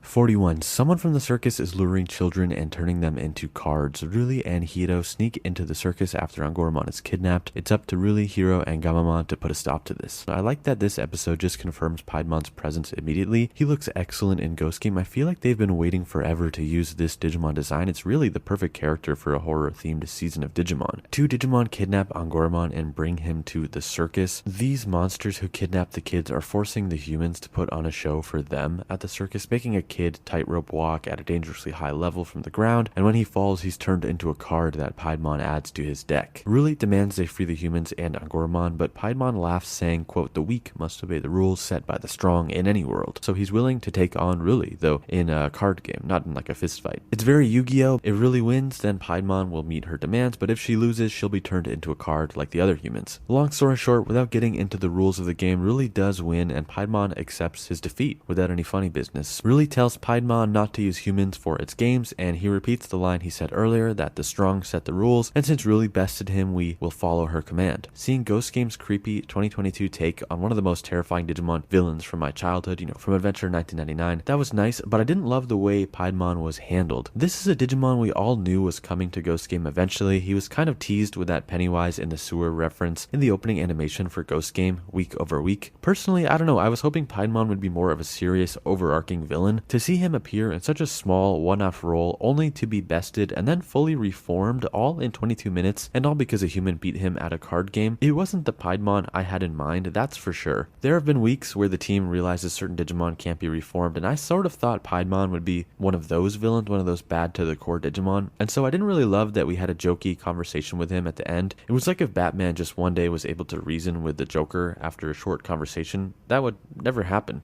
Exactly 21 episodes since Gulas Gamamon's last appearance, the cruel but sophisticated dark Digivolution form of Gamamon finally returned for its third appearance in Digimon Ghost Game. And of course, it wouldn't be a Gulas Gamamon appearance without a dark form of some iconic Digimon from the Adventure and Tamers era watching ominously from the sidelines. We had already seen Black Agumon, then a Black Gargamon, and this week a Black Growlmon. So what was the context? How did it all happen, and how was the episode? It was one of the most violent episodes of the show, without a doubt, immediately kicking things off by showing us a human girl get impaled by a Digimon's katana, then lifted into the night sky. Ruli decides to investigate claims of an Oni demon kidnapping. When they arrive, Ruli and the gang find themselves as new targets for the so-called Oni, and not long into searching, the team splits up into boys and girls. Oboramon finds Hiro and Kyo first. Now only 8 minutes into the episode, Hiro, our main character, is also impaled by the Oni's blade. He lets out this gruesome, painful scream, and he too is lifted into the sky by Oboramon. Ruli is stabbed next and thrown into the blue Obораmon's pocket dimension, because there's multiple Oboramons now. Between witnessing his human partner deformed and twisted, as well as receiving a brutal beatdown, Gamamon transforms for the third time in the series into Gulas Gamamon, its dark Digivolution form. This time it's also more violent than I remember. It's always been ruthless, but this was a straight up massacre, and it would not have stopped killing the many Oboramon if Hiro didn't intervene to end things early. Hiro refuses to let Gulas Gamamon continue, though realistically he couldn't have done much to stop him. Gulas laughs though and plays along, stopping and saying, quote, "You gonna order me around without even trying to sync up with me?" referring to the vital bracelet. And as Hiro steps up to him, Gulas says, quote, "You made it one step closer. See ya, bro." The Oboramon who survived say that's the powerful Digimon spoken about, the Jet Black champion. So there have been rumors of Gulas Gamamon, and I think it's kind of rad that Digimon are now passing around stories of Gulas like an urban legend, like a boogeyman who will come out and get them if they're bad. We see Black Growlmon for only a few seconds before credits. It wouldn't be a Gulas Gamamon appearance without a dark version of an iconic Digimon watching from the sidelines ominously. There isn't much to say about Black Growlmon, honestly. It's a repeat formula from Gulas' first and second appearances. I'm a sucker and I eat this stuff up, but if there's anything I want to say, it's about the overall story. A lot of fans have accepted the monster of the week nature of the show, and I for the most part have accepted it too, but then the show will also do stuff like this with Black Growlmon, which is clearly teasing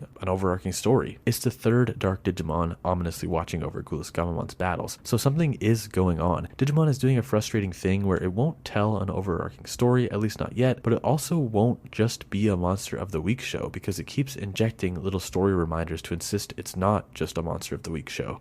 Episode 43 just took the throne and became the episode to contain Ghost Game's most chilling body horror. This Eismon rips people's true eyes right off of their face, replaces them with red eyes, and then over time causes their body to grow new eyeballs all over their arms, necks, legs, etc. We got to meet a super fun and charismatic friend from Kiyoshiro's past, an American girl named Emma visiting the gang, only to watch her slowly become infected by Eismon's disgusting curse. Emma and Kiyo have a pretty complicated past. She's nosy to a fault and loves sharing her findings with the world on social media. He's convinced that if Emma finds out about the Digimon, she'll tell the whole world about Gamamon and the others. She's hearing and sensing Jellymon, but she mistakes the clues as being signs of Kiyo's secret girlfriend. In what I thought was quite a powerful moment for Ghost Game, the trio opens up to Emma and exposes the truth about their Digimon partners to her, just so that there are no secrets and they can get her the help she needs without having to dance around and hide their partners from her. It's pretty special seeing letting the kids be fully open with someone outside their core circle about Digimon and introducing their partners to another human. Eventually, Kano Weissmon's light surpasses dimensions, as they say, which was pretty intense, and blinds Eismon, causing it and other versions of itself to come out of hiding, only to be defeated as well. Eventually, Emma is cured and has a great scene on the rooftop with the Ghost Game trio and their Digimon, where she finally gets to meet Jellymon. The three of them have some great banter. Emma even tries to kiss Kiyoshiro, but Jellymon butts in to stop it, claiming Kiyoshiro belongs to her. It's super fun. It's like that Willis scene on the bridge in the Digimon movie. Emma is Willis here trying to kiss a Digidestined, and Jellymon is our Davis, freaking out and getting all jealous. The whole episode is kind of a cautionary tale about sticking your nose where it doesn't belong, about not getting too deep into people's business, and honestly, this episode would probably scare a lot of kids into behaving and tone down their nosiness. Between the nightmare-inducing body horror we got via Eismon and the very likable Emma, this is one of my new favorite episodes. I had a great time with Ghost Game this week. In episode 45, people start receiving newsletters with articles detailing events that haven't happened and are shocked and terrified to find out that they all come true. It seems a Digimon is behind this. One way or another, the episode ends with Anna being forced to skydive and the team accompanying her thinking that this is where the villain of the week will strike, this mysterious entity that's causing these news articles to come true. Odd setup aside, this skydiving scene is actually an extremely fun action sequence for Act 3, with Anna falling out of the plane, Hito and Gabumon jumping out after them and utilizing Kaus Gabumon to rip through the sky, save Anna, and battle the brand new Digimon enemy, Publimon, who is causing the issues of the week. Publimon technically dies at the end of the battle, crash landing onto the Earth's surface, then kind of pixelating, marking this one of only a small amount of times Hito has not been able to talk a Digimon down from being a villain and instead had to battle it to the bitter end. They didn't emphasize it much, but you could see the depression and sadness consume Hito at the end of the scene and during the remaining minutes of the episodes. It also ends with him asking what kind of place the digital world is. Is it this very kind of killer be killed world, or is it more peaceful? He has no idea. He's never been. Digimon Ghost Game's 47th episode brought armor evolution into Ghost Game with the anime debut of an old-school armor form that was never seen in the anime but was known from the trading card game and video games. This is what would happen if Wormmon used the Digi-Egg of Courage, the one that turns Vmon into Flamedramon, but when used on Wormmon, we get Shaydramon, who gave us one of the most disturbing episodes of Digimon yet. There's also episode 46 to talk about. That saw the introduction of an entirely new Digimon, Odiamon. Kotaro is acting strange. He seems afraid of water, which makes him run away, screaming. Even on the following day, the sight of water still makes Kotaro tremble with fear. This worries Hito, so with the help of his friends, he decides to investigate. Like the other week, we have more of Hito's dad, Hokuto, involved in accidentally inspiring the Digimon villain of the week. Once she's been defeated, Hito asks Odiamon why she even wanted to cook humans, since clearly there aren't any in the digital world, so she has no history of this behavior. This is like a new thing. She says she met a human in the digital world who she served one of her specialties to. He made the joke that the smell of her food was interesting and that people smell just like this when they don't take a bath for a long time. She says to us, the audience, and to Hito, once I heard the delicious story, how could I not try eating a human when I got here? It's a weird stretch of a story. I guess she equated the taste of her food with the smell, and since humans can smell like that when they don't shower, she thought that they would taste just like her food. At the end, Odiamon gets her own cooking show, which really watched on her computer, and certainly interesting. It's certainly something. I guess viewers are just assuming she's like a strange woman in a Halloween costume or something like that. Weird, underwhelming ending for me. Everything from Hokuto's involvement to this cooking show on Twitch or whatever that was. I left this episode with similar feelings and thoughts to when I left episode 44, the one with Antilamon, where Hito's dad told them that their skills to create anything would be adored by humans. It was an episode that felt incredibly inconsequential, and while not every episode needs to change the game for Ghost Game, this one felt a little too much like the Agitarmon episode with Yuto back in episode 24, even similar to episode 26, the twist where Digitamamon had been eating humans, and it even felt a bit like episode 21, the Arukenimon episode, with kind of a mysterious and seductive older woman as the mysterious villain. It shared DNA with all of those episodes, but the problem is I think each one of those was a superior episode on its own compared to this one. A voice whispers into the ear of Shaydramon, who is afraid of returning to Digitama form and forgetting everything. It says, I'll leave those memories for you. Soon after, Kiyoshiro realizes that something is wrong with his friend Tamotsu. This new human character Tamotsu is cool, and exploring Kiyoshiro's larger friend group again, like when we saw Emma a few weeks ago, is pretty fun. We want Mummymon to examine Tamo because he's been acting strange, but there's a voice in his head telling him not to see the doctor. Mummymon feels that Shaydramon is trying to defy the very laws of Digimon nature, staying alive through a human. It is simply a fact that when Digimon die, they turn back into Digitama with no memories of their past life, and here is Shadramon refusing to let the cycle of rebirth happen to it, latching onto a human in order to stay alive. At a certain point in the episode, the Shadramon parts that have up until this point been these hologram forms poking out of Tamatsu, they eventually become fully realized non-holograms, and it's literally as if there are body parts of a Digimon bursting out of this human teenager's body. It's absolutely disgusting. Tamatsu is unconscious, I guess because of the pain or just the sheer horror, and it's a nightmare situation for both the human and the Digimon, who didn't want this either. All while this is happening, something weird is going on with Hiro's Digivice Vital Bracelet kind of flashing, blinking twice, although I don't think this actually went anywhere in the finale of the episode. We then get another Black Tailmon sighting, which frankly is meaningless at this point until the show decides to tell us more about what is going on with Black Tailmon or what its intentions are. But Hiro gives Black Tailmon a new letter for his dad. This time at least he tells us that it's just a collection of his thoughts on the last few encounters with Digimon to tell his dad how he's been feeling. I'm glad he told us, the audience, that at least.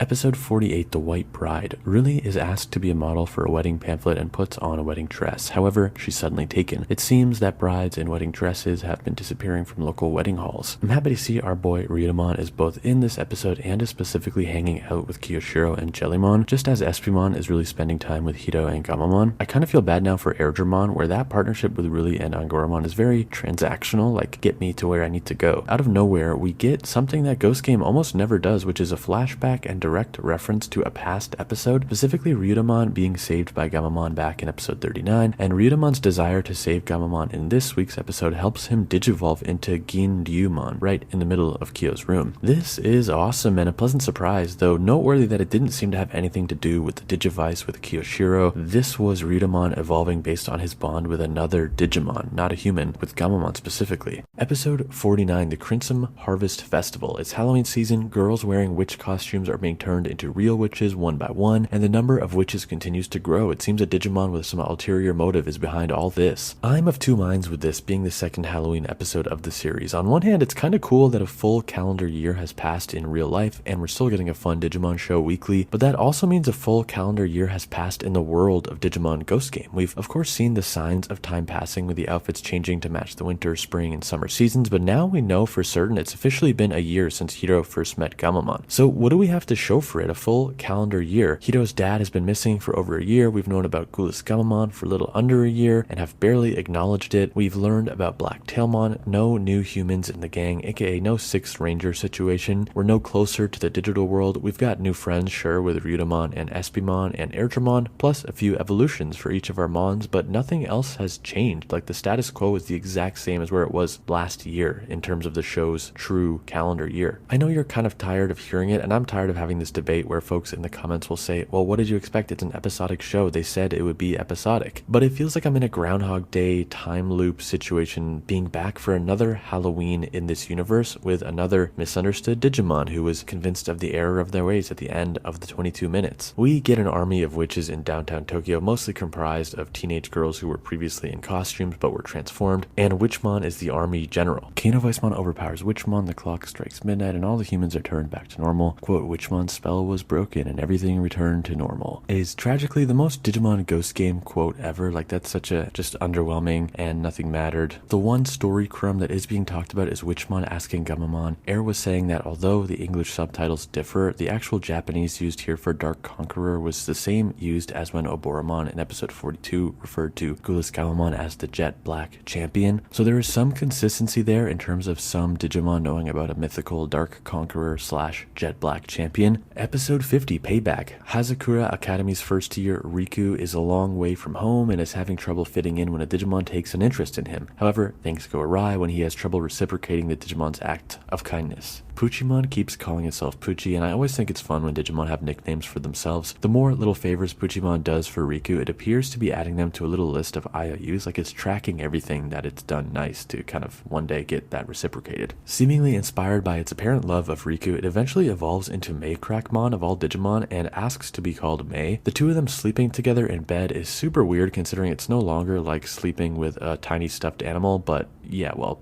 whatever this on screen is. It starts fighting the boys, demanding they bring Riku back. Eventually they convince him that this is no way to make friends. Again, it's not unlike episode 49's thing with the Digimon not understanding how to make friends, and they insist that Riku just doesn't have the capability to repay Mei one for one in the way that it wants. So when they go back into the human world, Mei devises this plan to find Riku, confront him, says Mei will never deal with humans ever again. Riku, you should make friends with other humans. Mei really hates you. Then it walks away or jumps away. And I don't know, this was one of the most abrupt and underwhelming Ghost Game endings for me personally. After an episode that had a ton of potential, whereas 49 was very formulaic, I thought 50 was super weird in the best way possible, where I didn't know where we were going for the first 15 minutes. But those last 30 seconds, it happened so incredibly fast. The last minute or so just left such a weird impression for me. So if it wasn't clear, I was not the biggest fan of either of these episodes, 49 or 50. Hopefully things pick up in originality soon.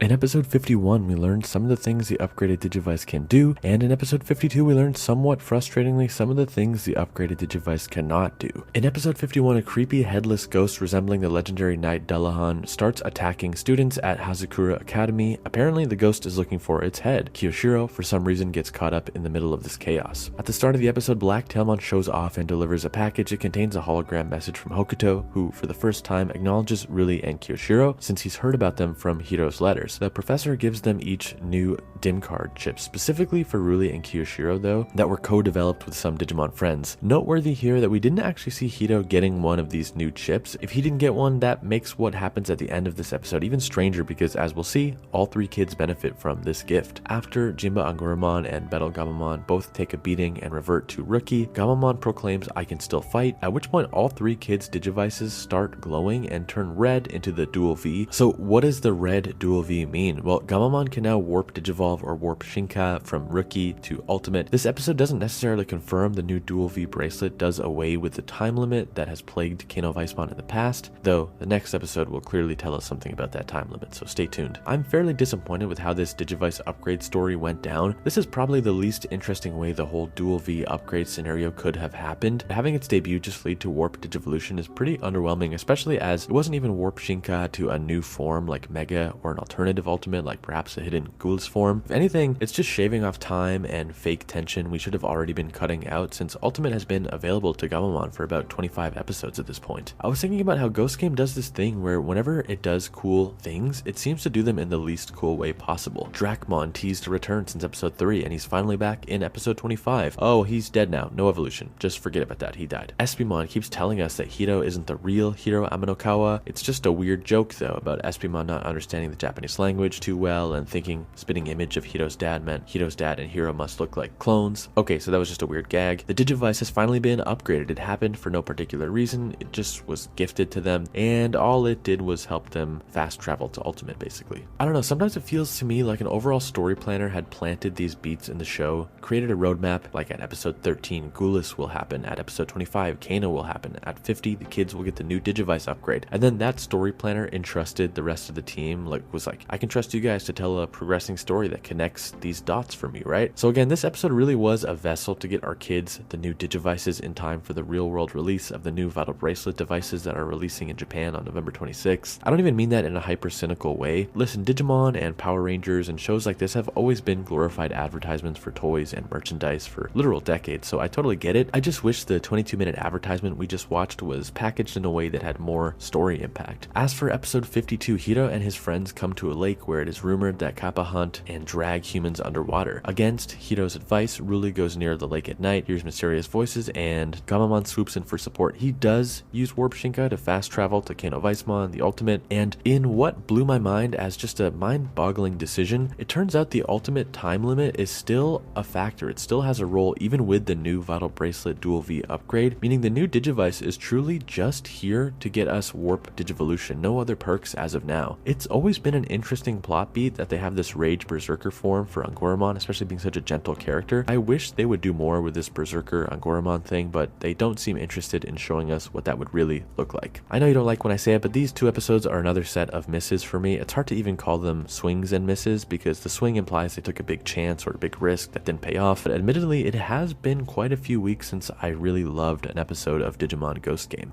Episode 53, The King of Knowledge. Kiyoshiro visits a shrine in Kyoto on a school trip. from then, someone starts to come pick Kiyoshiro up at night and challenges his knowledge. He then slowly starts forgetting things he should know. The winner steals one piece of knowledge from the loser, who will end up losing it forever. That's the condition of these challenges that Kiyoshiro keeps submitting to every night. Two human-looking spirits that followed Balmon and had been escorting Kiyoshiro to those nightly knowledge battles. They were not Digimon, but in fact spirits. It's the first time in a while we've wrestled with the concept. There was episode 38 where Daomon was a Digimon actually possessed by human spirits. That was a neat one. All in all, I had a feeling I knew what this episode was going to be. Our Kiyoshiro gets Warp Shinka episode, and it was more or less that. I will say I kind of liked it the most out of the Hito, Ruli, and Kyo's Warp Shinka unlock episodes. It was better than 51 and 52 for me in terms of the creative visuals when it came time for those knowledge battles. It could have also just been that all of the disappointment for what the new Digivice Dual V is and is not was already taken care of in episodes 51 and 52. Like, it broke my heart there. So by episode 53, I was no longer in denial or anger, or if I had just hit acceptance. If you're someone who liked episode 50 of the latest Digimon series, the one where a human kid got partnered with an anime cat lady and even slept in the same bed with her, I think you're probably gonna like episode 55, the one where a different anime cat lady started training humans and making the best of them into her personal pets. As for the verdict, I thought this episode kinda ruled. You know, it didn't do any of the things that I was hoping to see in recent episodes, like story progression or new evolutions, but this Monster of the Week premise was very strong, a fantastic villain design, very brutal violence with the headbanging that made me feel super uncomfortable, which is a good thing for a show that is meant to be a light horror take on Digimon and the monster taming genre. Even if Ghost Game isn't making moves story-wise, I'm happy to see it do the Monster of the Week stuff well when it feels fresh and different. Let's talk about the man of the hour, Seriousmon, and the episode that brought his debut. I'll go a bit out of order here and talk about Seriousmon first because I'm sure that's the main thing everyone wants to discuss right now. This Mega's debut was stunning though. The animation rocked. Hiro rides Kano Weissmon through the animation before Kano is covered in a golden light, and I like how Seriousmon has more of a superhero vibe than a royal knight. It's a nice change up since many predicted Gabamon's Mega would be a War Greymon lookalike or a Gallantmon, that kind of armored dragon slash dinosaur thing that we've seen. So superhero dinosaur is a great twist on that. I still find it utterly fascinating that we have Gamamon's pure white superheroic mega form and still have not technically conquered the Ghoulish Gamamon dark side of Gamma or even understand what it is, especially since Seriousmon's purple segments and the dark blue wings kind of borrow a bit from Ghoulish's color palette, as if Seriousmon was supposed to be a culmination of everything that came before, dark and light, but no. I guess the Ghoulish stuff truly is the story of Ghost Game and something we won't get addressed until the second last episode or something. The animation is phenomenal for the jump for like no reason. Don't get me wrong, I love it. It feels like a Ghost Game movie like Revenge of Diaboromon or Runaway Locomon. A voice in the sky says it will now cleanse impurities, and then more people begin acting like Kotaro and Mika. Kiyoshiro too is under this strange hypnosis, and conducting them is the villain of the week who I was not expecting at all. It's Kazuamon, the sort of dark variant of Sakuyamon, Renamon's mega form, and she's in the Priestess Miko mode, which rules. Gamamon disagrees, flashing back to all the memories and little pleasures that they've shared together, and it's through these memories he connects even closer to Hito and unlocks the mega form. Even if Hito was rocking the old Digivice, I think him and Gamamon could still have achieved mega here just because they were backed against the wall and because they like each other. But it's just funny to me that if you look back at every evolution stage so far, it's been the same. We are backed against the wall, Hito's in danger, then Gamamon remembers how much he values his friendship with Hito and a new form is unlocked. So that could have been better. I would have liked to have seen some item be required for evolution like the Vital Bracelet Dual V, or some major story milestone like conquering Ghoulish Gamamon being necessary for mega evolution. When it's all over, Kazuamon, who is in awe of their power, says to herself, could it be possible that their friendship created this power? If this was all calculated by the one who sent us to this world, ... Then she interrupts herself and says, as you were able to stop my ultimate move, I acknowledge you and call off the ritual. I kind of hate how the characters will say something important like, was this all calculated by the one who sent us to this world? And then just completely stop talking. Who sent them to this world? Are we talking about the secret final boss of Digimon Ghost Game here? Are we talking about Hito's goofy dad? Is Hito's goofy dad the secret final boss of Digimon Ghost Game after all? I appreciate the little crumbs of story, but it's also funny and a bit frustrating how every story drop we get is one character who knows more than they're willing to share, whispering something to themselves before quickly changing topics. So Ruli is back behind the piano this week. It's the first time we've seen her embrace the instrument in a meaningful way since her early days in the show. It was cool for this mega debut to have that component of her character back. There are bizarre block indents all around town and missing belongings like shoes and pants. Hito is turned into one of these blocks and is off the board for this week's episode. Same goes for Kiyoshiro. So from the 8-minute point onward, this episode is truly just Ruli and the Digimon. We get a good look at our villain of the week, Ancient Sphinxmon, and Mummymon warns us that to Ancient Sphinxmon, our lives lives are nothing but pebbles on the side of the road. As ancient Sphinxmon threatens to override modern-day human culture in favor of the ancient past, Lemortmon recalls everything it's grown to love about modern life, traveling to enjoy culture, amusement parks, flower viewings, weddings, and of course we're getting flashbacks to all these moments throughout the series. Ruli says she still hasn't found her perfect hobby, so there's still more to do and explore culturally. Then Lemortmon vows once again to defend her, and we get our mega transformation. Digimon is this cool looking military general with dual blades, very much a knight in shining armor for Ruli, a prince to save the day, this very gentlemanly warrior. So that is our Angormon debut episode. I would say this, I got everything I wanted from the form when it was in action, but I'm kinda haunted by the untapped potential of Lemortmon as a violent berserker protector. By that I mean we had seen hints of this Digimon coming close to crossing the line on multiple occasions, Lemortmon being an absolute monster that Ruli was even kind of scared of and taking things too far, like the enemy would already be down and it was still pummeling it. Lemortmon's transformation to Mega this week didn't really acknowledge or play into any of that. This Angormon situation is so much like the Ghoulish Gabumon situation where we all thought it would be necessary to conquer this inner demon and resolve the Ghoulish persona before Gabumon could unlock Ultimate, but then he just did it. So that's my only criticism, which isn't really a criticism of this episode, but rather the overall format / formula. Episode 59, Kiyoshiro goes out of town for work where he meets Meru. They go see a Sentai action show together and encounter a hologram ghost. Kiyoshiro is somehow mistaken for Jiraiya and is forced to vanquish evil. I gotta be real with you all, this episode is a big miss for me. I know what you're thinking, how can you dismiss this episode? We got more Ghoulish Gabumon story and more Dark Digimon watching from above. But did we really get anything new? This was the fourth usage of the incredibly copied and pasted Ghoulish playbook. The enemy backs Gabumon and the others into a corner, Gabumon snaps, Ghoulish appears, and a Dark Digimon, or in this case 3 Dark Digimon from before, all watch on ominously. Technically this one was different in that Ghoulish spared the enemy of the week after Hiro stood up to him, but beyond that this was the same formula applied again, and it was especially painful knowing it was almost exactly a year to the date that the first Ghoulish appearance happened in episode 13, and the 3 Dark Digimon showing, it tells me that these 3 are it. We're not getting more of their little squad, I guess, which is fine and sort of signals that this is the last Ghoulish appearance before something meaningful is going to happen. With Jellymon about to get her Mega in episode 60, I'm honestly hoping the show wraps up at episode 70 or less.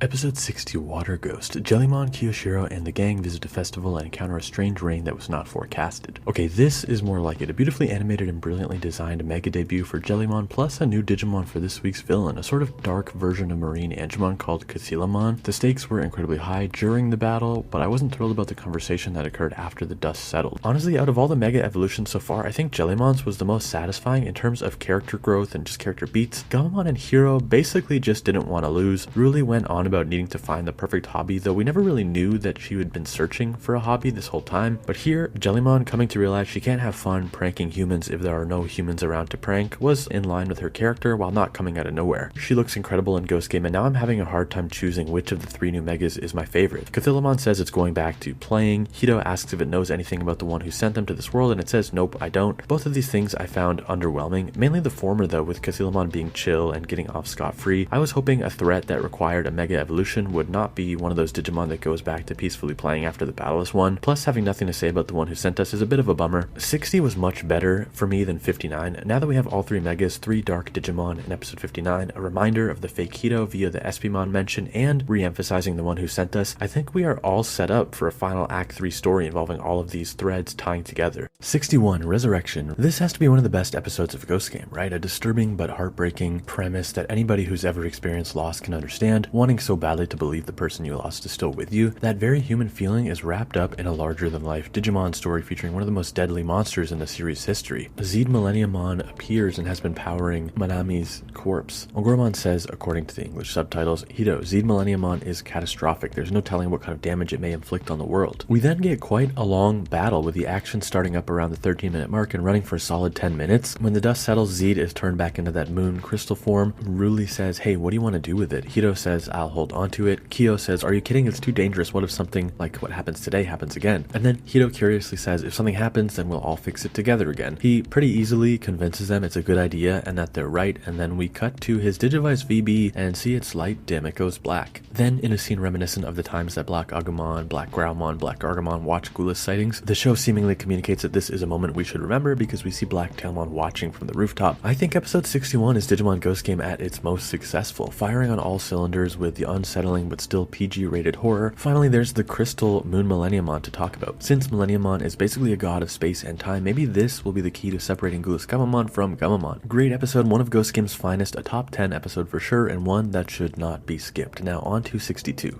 Strange incidents keep happening in the apartment building where Ruli's friend Aoi lives. And on the other side of town, someone else is moving. Espimon is moving out of the dorm, thinking that hanging around with the fake hero isn't going to help him find the real hero, and that if he was with the real hero, he could finally evolve. A handful of Digimon we haven't yet seen in Ghost Game, like Impmon, are present on floor 13.5 in corner Aoi. Espimon of all people finds her, telling her sometimes the dimensions connect and humans wander into this side. She's of course happy to see Espimon, who she recognizes as Hito's other hologram. It's great to see that she was allowed into the AR field, and this is the first time I thought, oh my gosh, she is going to be Espimon's partner, the fourth Digidestined. Clavis and Siriusmon get into a weird argument about squatters and unoccupied apartment buildings until Espimon intervenes to lend Siriusmon a hand, even though he's only a rookie. Quote, if only I could evolve. Then he says, hey, fake hero, if you say you're the real hero Amanokawa, then evolve me right now. If you can't do it, then that means I'm right and you're a fake. And Hiro takes this to heart, and in a scene that I guess was supposed to be emotional or hype-inducing, but really did nothing for me, he proclaims, I'm the real Hito. And then Espimon has a true evolution animation sequence. Unlike Ryudamon or the Hawkmon earlier in the show, for example, Hito even orders attack names just like he does with Gamamon evolution forms. It is truly Espimon partnered with Hito via the Vital Bracelet. This is a true blue evolution partnership. Hito asks if Espimon will finally accept that he's the real Hito, and he kind of embarrassingly replies like, yeah, about that. And then when the battle ends, Ruli tells Aoi about what you saw, and she gets cut off. Aoi says, forget about it. Actually, Espimon, you ran away from home. Want to come with me? Sadly, I don't think this makes Aoi a true fourth Digidestined. Like, I don't think she's coming with us in all the new adventures moving forward, but what a weird way to do this. Huge mixed messages from my point of view. She kind of knows what Digimon are. She knows Espimon is more than just an AI hologram. She declines Ruli's offer to get a proper explanation of Digimon, and then she wants to buddy up with Espimon at the end, who can now Digivolve, but only with Hito's help, not through Aoi. And they seem to have wrapped up the fake Hito element of Espimon's character in the strangest way possible. Hito screaming, I'm the real hero, did nothing for me other than make me shake my head that this was seemingly the payoff for a plot beat that has always been bizarre and concerning since it started up in episode 38 when Espimon debuted. 24 weeks have passed, and this is kind of the payoff for that. It was not amazing to me.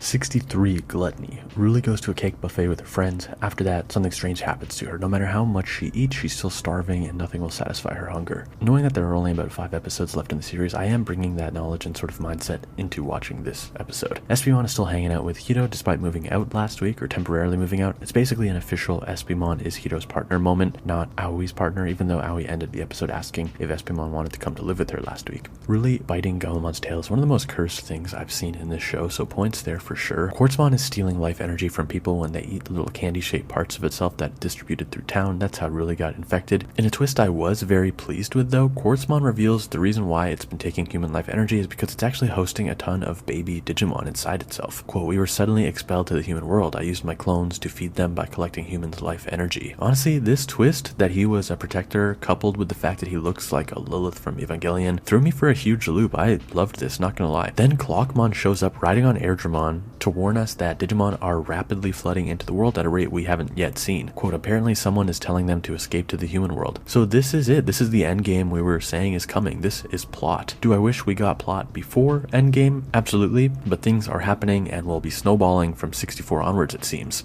Almost 23 years after the premiere of the legendary Dark Ocean episode of Digimon Adventure 02, where Kari was transported to a third world and where we witness a horrifying Cthulhu-looking shadow monster through the fog, we finally have Digimon acknowledging that episode and paying homage to it in the 64th episode of the latest anime, Digimon Ghost Game. In its 64th episode, they utilize what may be their final opportunity for a Monster of the Week to sort of pay tribute to where Digimon horror all began by bringing back the Cthulhu-looking Dagomon. Our main character, Hito, is compelled to head towards the water and go on a fishing trip on board a boat. He hears chanting and learns that everyone on board is worshipping a mysterious Digimon when they're all engulfed in fog. Kano Weissmon battles Dagomon, and Hito's allies follow Kano's light to find them through the fog and provide backup. Late in the battle, the Cthulhu monster's skin changes color into a new black Dagomon. The entire length of Ghost Game, we've been seeing odd black Digimon like Black Tailmon, Black Agumon, Black Growlmon, but getting no explanation for them. Here's our first real suggestion that maybe those Digimon did not start out in the black form but are infected by some kind of virus, potentially the GRB factor character from Gulismon's official description. At this point, the Black Digimon is utterly unstoppable, and it's only when Black Tailmon, our Uber Deliverymon of Ghost Game, shows up and creates a gigantic portal that transports it out of the human world, presumably into the digital world. The digital world seems to have disappeared, or at least they can no longer sense it. We of course need to mention that Hiro's father comes back into the human world at the end, accompanied by a Terriermon assistant. It was exciting to see him appear, but also a bit frustrating that over and over again the story comes to them in this show. The kids never take proactive steps. They didn't reach out and find Hokuto. He appeared in front of them one day. We learn the electronics across the globe are now offline. Then we get the suggestion that perhaps the digital world itself just disappeared. It's a great cliffhanger that has the potential to set up an amazing final act for Ghost Game if Digimon Ghost Game uses its final few episodes wisely. Ghost Game had more episodes than almost any other Digimon series before it, and with those extra episodes has done virtually nothing with its story. So please use your final few episodes here, Ghost Game, to reward people who watched every episode of the show weekly.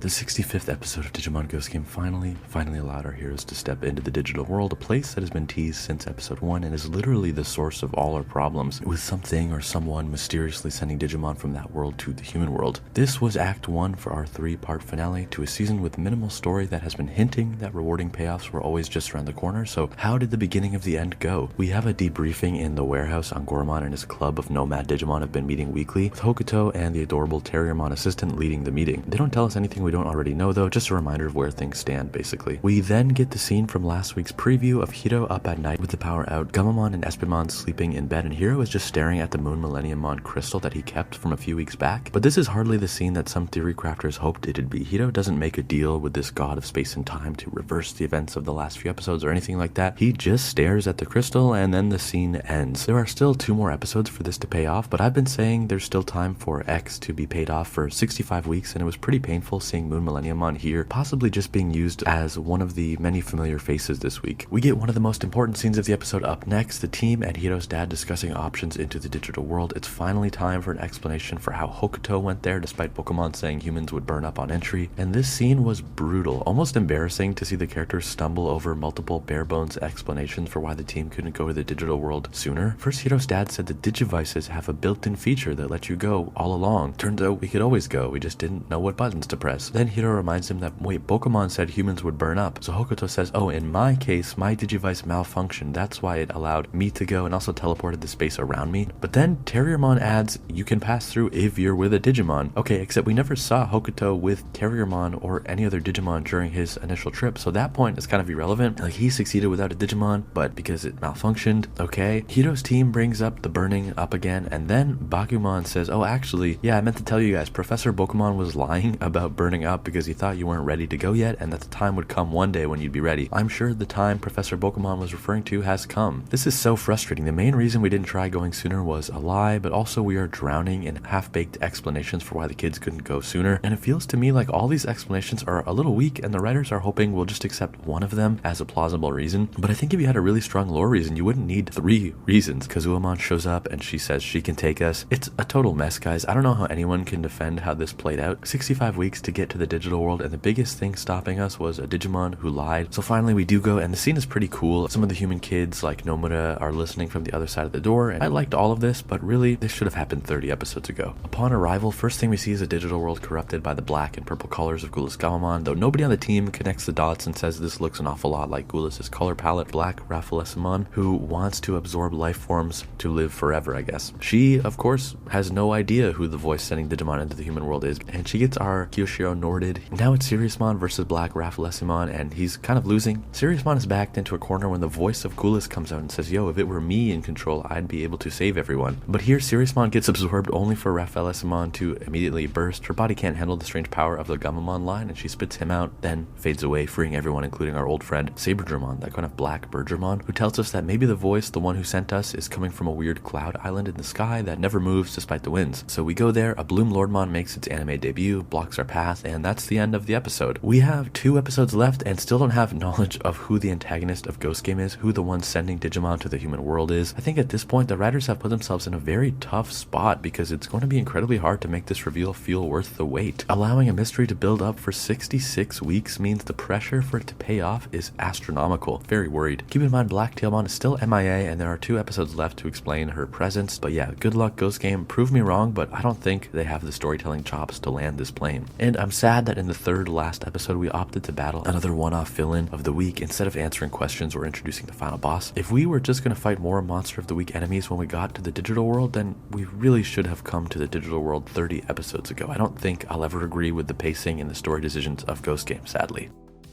Digimon Ghost Game's second last episode was really good. We got the evolution for Gulas Gamamon, Regulusmon, we got an explanation for what's been going on in the digital world, the GRB, our closest look yet at the entity that has been sending Digimon to the human world, the human friends of Hiro and the gang coming to finally understand that Digimon aren't just holograms, and an amazing tag team of Siriusmon, Amphimon, and Dilbitmon versus the Black Dragon of Destruction himself, Regulusmon. So was the episode good enough to win back skeptical fans? Has Ghost Game been amazing all along, or is it still disappointing? Standing in front of Bloom, Lordmon Hiro says Lilithmon said there's a being sending Digimon to the human world, but before he can finish talking, Bloom Lordmon slams the ground and says, I will protect the great being who has focused on this world to give us a better future. And here we finally get all three megas fighting side by side. From this point onwards, it's completely go, go, go. Bloom Lordmon says, we don't need help. Our Lord already saved the digital world by sending them to the human world. This is interesting. So the great being has in fact been sending Digimon to the human world, and that was its strategy for saving the digital world. We go inside Gamamon's mind where Gulas' voice explains all the reasons why Gamamon needs to let Gulas take the lead in this battle. Bloom Lordmon finally says something about Gulas and the state of the world that is very important. Quote, the dark entity inside you is the one who corroded the digital world. But before he can elaborate, Gulas emerges from within Gamamon. Here it's sounding like Gulas truly is a separate entity that existed outside of Gamamon and hid inside Gamma's body for over a year and a half. We get an in-universe mention of Gulas Realm Burst, GRB for short. It increases a Digimon's survival instincts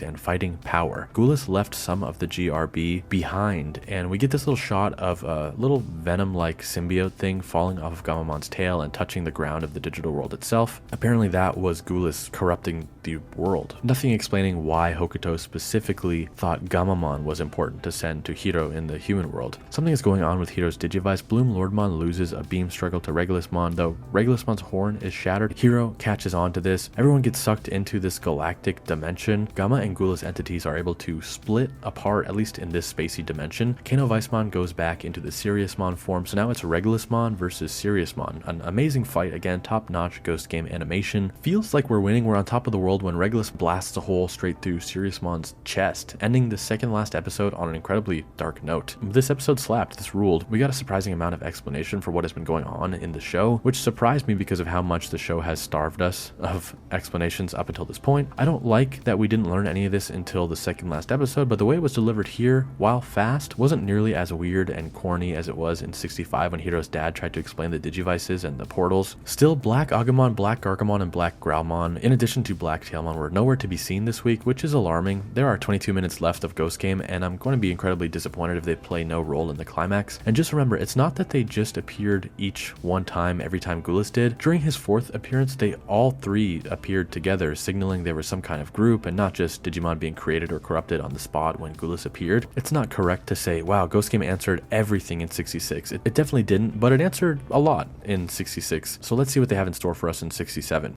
I have thoughts, I have questions, I have praise, and I have criticism. I don't think anyone quite predicted how this show would end. A lot of you in the comments are very clever, and I don't think anybody, myself included, had this ending on their Ghost Game bingo card. We pick up precisely where we left off with a hole in Siriusmon's chest. Gamamon is in some purgatory state. Hiro then dives into Gamamon's heart, Kingdom Hearts style. Hiro finds Gamamon, is able to save him by calling him his little brother, and then we exit Siriusmon's heart to find a healed Siriusmon ready for round 2 against Regulusmon. Dilbitmon and Amphimon are ready to help, but Siriusmon forbids them, which is kind of a bummer. A huge raw deal if you're a big fan of these characters. In the series finale, Kyo, Ruli, and their partners had nothing to do, frankly. Then in one of the most horrifying sequences of the series, the mouth of Siriusmon opens up and he devours Gulas like a nightmare version of Kirby, allowing Gulas and Gamma to have a quiet one-on-one conversation inside of Siriusmon's body. It's very brief though. Gulas just says, I was devoured? Really? Gamamon smiles and Gulas continues, okay fine, it's my loss. And then we see glowing white data pouring out of Gamamon into the digital world, purifying the land and the Digimon who were affected with that black and pinkish purple color scheme of Gulas. And that is mostly the end of Gulas Gamamon. We get a bit more in part 2, the back half of this episode, but there we have it. After 60 plus weeks of build up and anticipation, Gulas is inside Gamamon. again, except this time he accepts he's not the strongest, I suppose. Arcturusmon is not here, Proximamon is not here. These evolutions were not promised, but it is odd that our final episode of the series had no new evolution. Bloomlordmon lets us enter his master's chamber so we can finally meet the voice. It's a brand new Digimon, Quantumon, who knows all about us. She's been connected to the team through their Digivices. Here, with about 10 minutes left, Ghost Game tells us everything, and it's messy, it's clunky, it's kind of silly. She says, I am the one who sent Digimon to the human world to protect them from the corrosion and cut off the digital world to stop the spread. Emotion. Illogical human emotion is unlike anything we Digimon have. While I may understand emotion as data, I can't experience it. I sent Digimon to collect data on human emotion. So, okay, if we rewind to episode 1, Clockmon, Gamamon, it appears that Quantumon sent characters like Clockmon into the human world so that they may experience human emotion and relay that back to her, I suppose. Quantumon worked with humans over email to develop items like the rice cooker Blacktailmon used in episode 8 to create portals, and the Digivice itself, which she apparently made in collaboration with Hokuto, though like the other humans, he wasn't aware that this online collaborator was basically a god of the digital world. So here we have our answer to the Digivice. It was made by Hokuto, but it was also made in collaboration with Quantumon, and I don't think he really understood the extent of what he was making. This part was extremely messy to me. It felt like them trying to explain why Blacktailmon brought back some Digimon, but not all,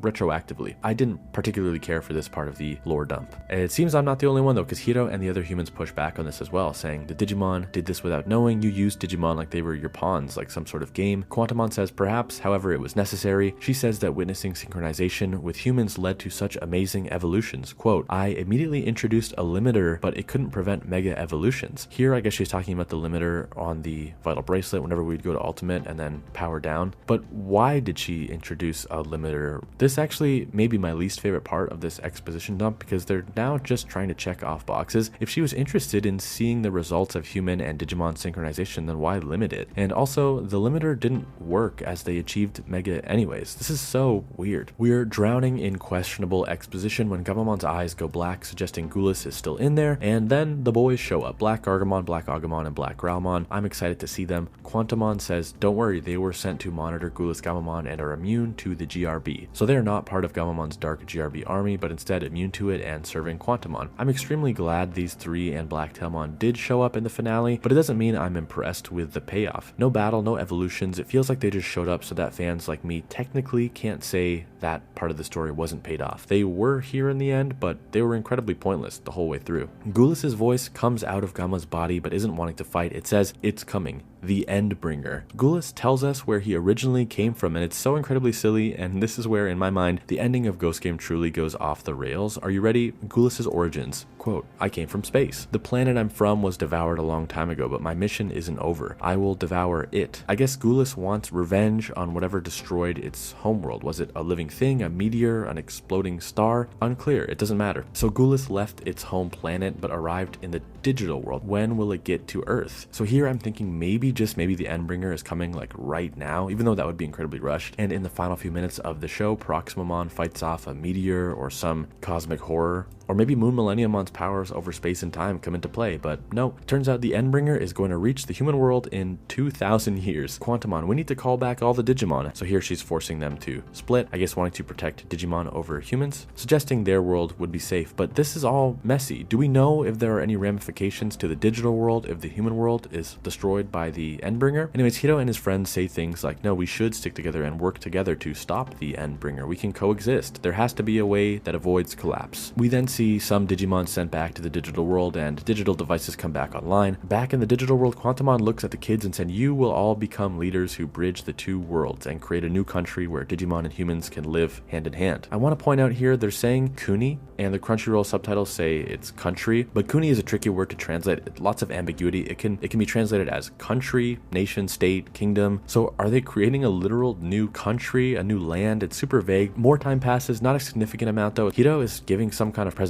Quote, the new nation of humans and Digimon will be an uninhabited parallel digital world Quantumon is providing. In my notes, I just have question mark, question mark, question mark here. This is so vague and unexplained. So they are creating a new world that humans can leave Earth for to inhabit with Digimon. So I guess Hiro and friends are trying to get as many humans to sign up to join them in their new third dimension. Kiyoshiro is rushing over to some African conference when he gets a call from the president. Ruli is on piano reading their new country's national national anthem. Again, I have no idea what is happening anymore. This is an absurd pivot for Ghost Game. Hito, back from his speech, is reading emails in his dorm, I guess. He says, wow, I have so many messages. There's so much to do. Gamamon says, I'm right here with you. Hito says, thanks, Gamamon. Gamamon says, I'm Gamamon, Hito's little brother. And that's how and that's the end of the show. That's how we end what I believe to be the strangest Digimon show to ever exist, with the strangest Digimon finale to ever exist, I think. I think this ending was ridiculous, but 67 certainly didn't redeem Ghost Game or solve all my problems. In the 11th hour, we have a new sinister force, the Endbringer, which we do not get to see, we won't see for 2,000 in-universe years, long after Hito and his friends have died, unless they live for eternity when digitized or something like that. Maybe their consciousness can live on, but who knows, because Ghost Game had no time to explain how any of this will work. I wanted so badly to be pleasantly surprised by the finale, just like I was pleasantly surprised by 66, but this was such a weird mess. I disagree with so much of the writing of this show and the overall roadmap. So much potential, so little reached. I do want to shout out all the animators who worked on this show. I fundamentally disagree with the writing choices of this show, but I think Ghost Game consistently looked gorgeous in motion and just the character models in general. Brilliant looking show, brilliant designs, fantastic animation, so congratulations there. I think Ghost Game has one of the strongest starts in all of Digimon, with a dark tone, incredible monster designs, great characters, and an intriguing mystery, but it fails or stubbornly refuses to let those great characters grow or to expand on that intriguing mystery. Unlike past Digimon series that have told complete stories with multiple arcs and had overarching villains that last 10 to 20 episodes at a time in a 50 or 60 episode season, Ghost Game has committed to an almost strictly episodic nature. Digimon has always had episodes that could be enjoyed as standalone stories but fit within a larger story. There was a lot going on in the background, and a domino effect with the events of that week leading into the next. The status quo was changed, our characters have learned lessons that we take into the next episode, and we're one step closer to a goal. Ghost Game instead chooses to reset the status quo back to normal at the end of every episode. Even when a Digimon absolutely terrorizes all of Tokyo, nobody's talking about it in the next week. Sometimes people do learn about Digimon only to be written out and never mentioned again. On paper, there's nothing wrong with a purely episodic show, especially when that's what you set out to make. Batman the Animated Series and countless others tell single stories in their episodes, and then we more or less reset in time for the next episode. So if we don't criticize those shows for being that way, then why am I criticizing Ghost Game for adopting an episodic style? Well, that's because Digimon Ghost Game won't commit to being episodic, wanting to be both strictly episodic and also a serial, i.e. a show with a continuing plot like past Digimon series. The show keeps reminding us that we should keep these things at the top of mind and adds new mysteries into the mix. In episode 13, after Ghoulless Gamamon first appeared, a black Agumon was spotted looking on from above. When Ghoulless reappeared in episode 21, a black Gargamon was watching this time. The reason a show like Batman the Animated Series is immune from this criticism that there's no overarching story is because it doesn't constantly try to remind you there is one and then never deliver. Like if at the end of a SpongeBob SquarePants episode we zoom in on Dark Patrick watching over SpongeBob from the distance, then 20 episodes later Dark Squidward is creepily watching from above with no explanation, we would want to know what those episodes were about and when we were going to return to that. Since it does present us with story beats and carrots on sticks that it never commits to paying off, it should be open to having its story or lack thereof criticized. Those characters who we previously said were great, super promising starting points for memorable Digimon protagonists, they've been frozen in arrested development for a year of their teenage lives. Hito is kind to a fault. Kiyoshiro is scared but sometimes manages to find courage in replicating his favorite anime heroes. They're lovely characters that have been robbed of the ability to evolve into anything more than their character bios. And speaking of evolution, in the best of the prior seasons, Digimon's evolutions were used as visualizations of the characters overcoming some trauma, fear, or other kind of obstacle in their life. The humans' little monster friends turning into hulking beasts was a metaphor for having an emotional breakthrough. Because the show's characters do not grow, the evolutions are no longer visualizations of the growth and progress of their bonds. Nowhere was this more painful to watch than in Gamamon's Ultimate Form debut episode. Any sense of development, payoff, or gratification was entirely missing from Kano Weissman's Ultimate debut, and the same goes for Angoramon's Ultimate Form because they both just showed up when needed and now we have them on hand forevermore. I want to revisit that interview with series head writer as interpreted by With the Will and return to another standout line that gives us an explanation from the head writer's point of view for why Ghost Game is the way it is, why it's only ever done one and done single story episodes. With the Will interprets that the basis in the writing was looking at TikTok and YouTube and the creative staff believing kids tend to jump off after a minute due to boredom and the feeling that it's hard to make them watch longer stories. They're also worried that if it's a serial, they may not see the beginning and will skip it, or if it's too long, they will watch half and give up. So he feels it's hard to write serials for kids and teenagers. I find this a rough paragraph to get through. It is not a very generous assessment of kids and teenagers' ability to consume quality media, basically doubting their own audience's attention span. While there's no denying the way that social media and video on demand apps have changed the way we consume media, it feels totally backwards. One surefire way to lose an audience's attention is to show them the same thing over and over again and not answer their questions. I've no doubt upset some portion of my audience who wants to celebrate Ghost Game week over week by pointing out these criticisms, and in some ways I get it. The complicated part with all of my Ghost Game feedback is that if you take any Ghost Game episode and isolate it, it's a pretty great episode of anime. There are a ton of Ghost Game episodes that I adore, but it's when you line up 50 plus of them and realize they're all so very similar, and it becomes a bit jarring to realize that each one is essentially a reskin of the last episode. So how to wrap this up, let's deliver a verdict. Digimon Ghost Game is a fun, episodic, almost horror anthology with little one-off stories set in the Digimon universe, and I would recommend trying it out, or at least looking up a list of the best episodes and watching those. But what I'll say is this: if you liked the first 10 episodes, then that's awesome. The next 40 episodes follow the exact same formula with no changes to the status quo, no new setting, no new humans to join the team, no known villain. So if you're okay with episodes 11 through 50 being just like episodes 1 to 10, you're gonna have a great time with Ghost Game. If you enjoyed the first 10 episodes but you're expecting the story to pick up and go somewhere, you're gonna be sorely disappointed with episodes 11 to 50. But hey, the nice thing about Digimon, which has been true since 1999, is that they reset the rules and shake up the formula every season. So if this latest Digimon series isn't for you, it's not the end of the world. For all we know, the next one that comes around will be the greatest thing you've ever seen.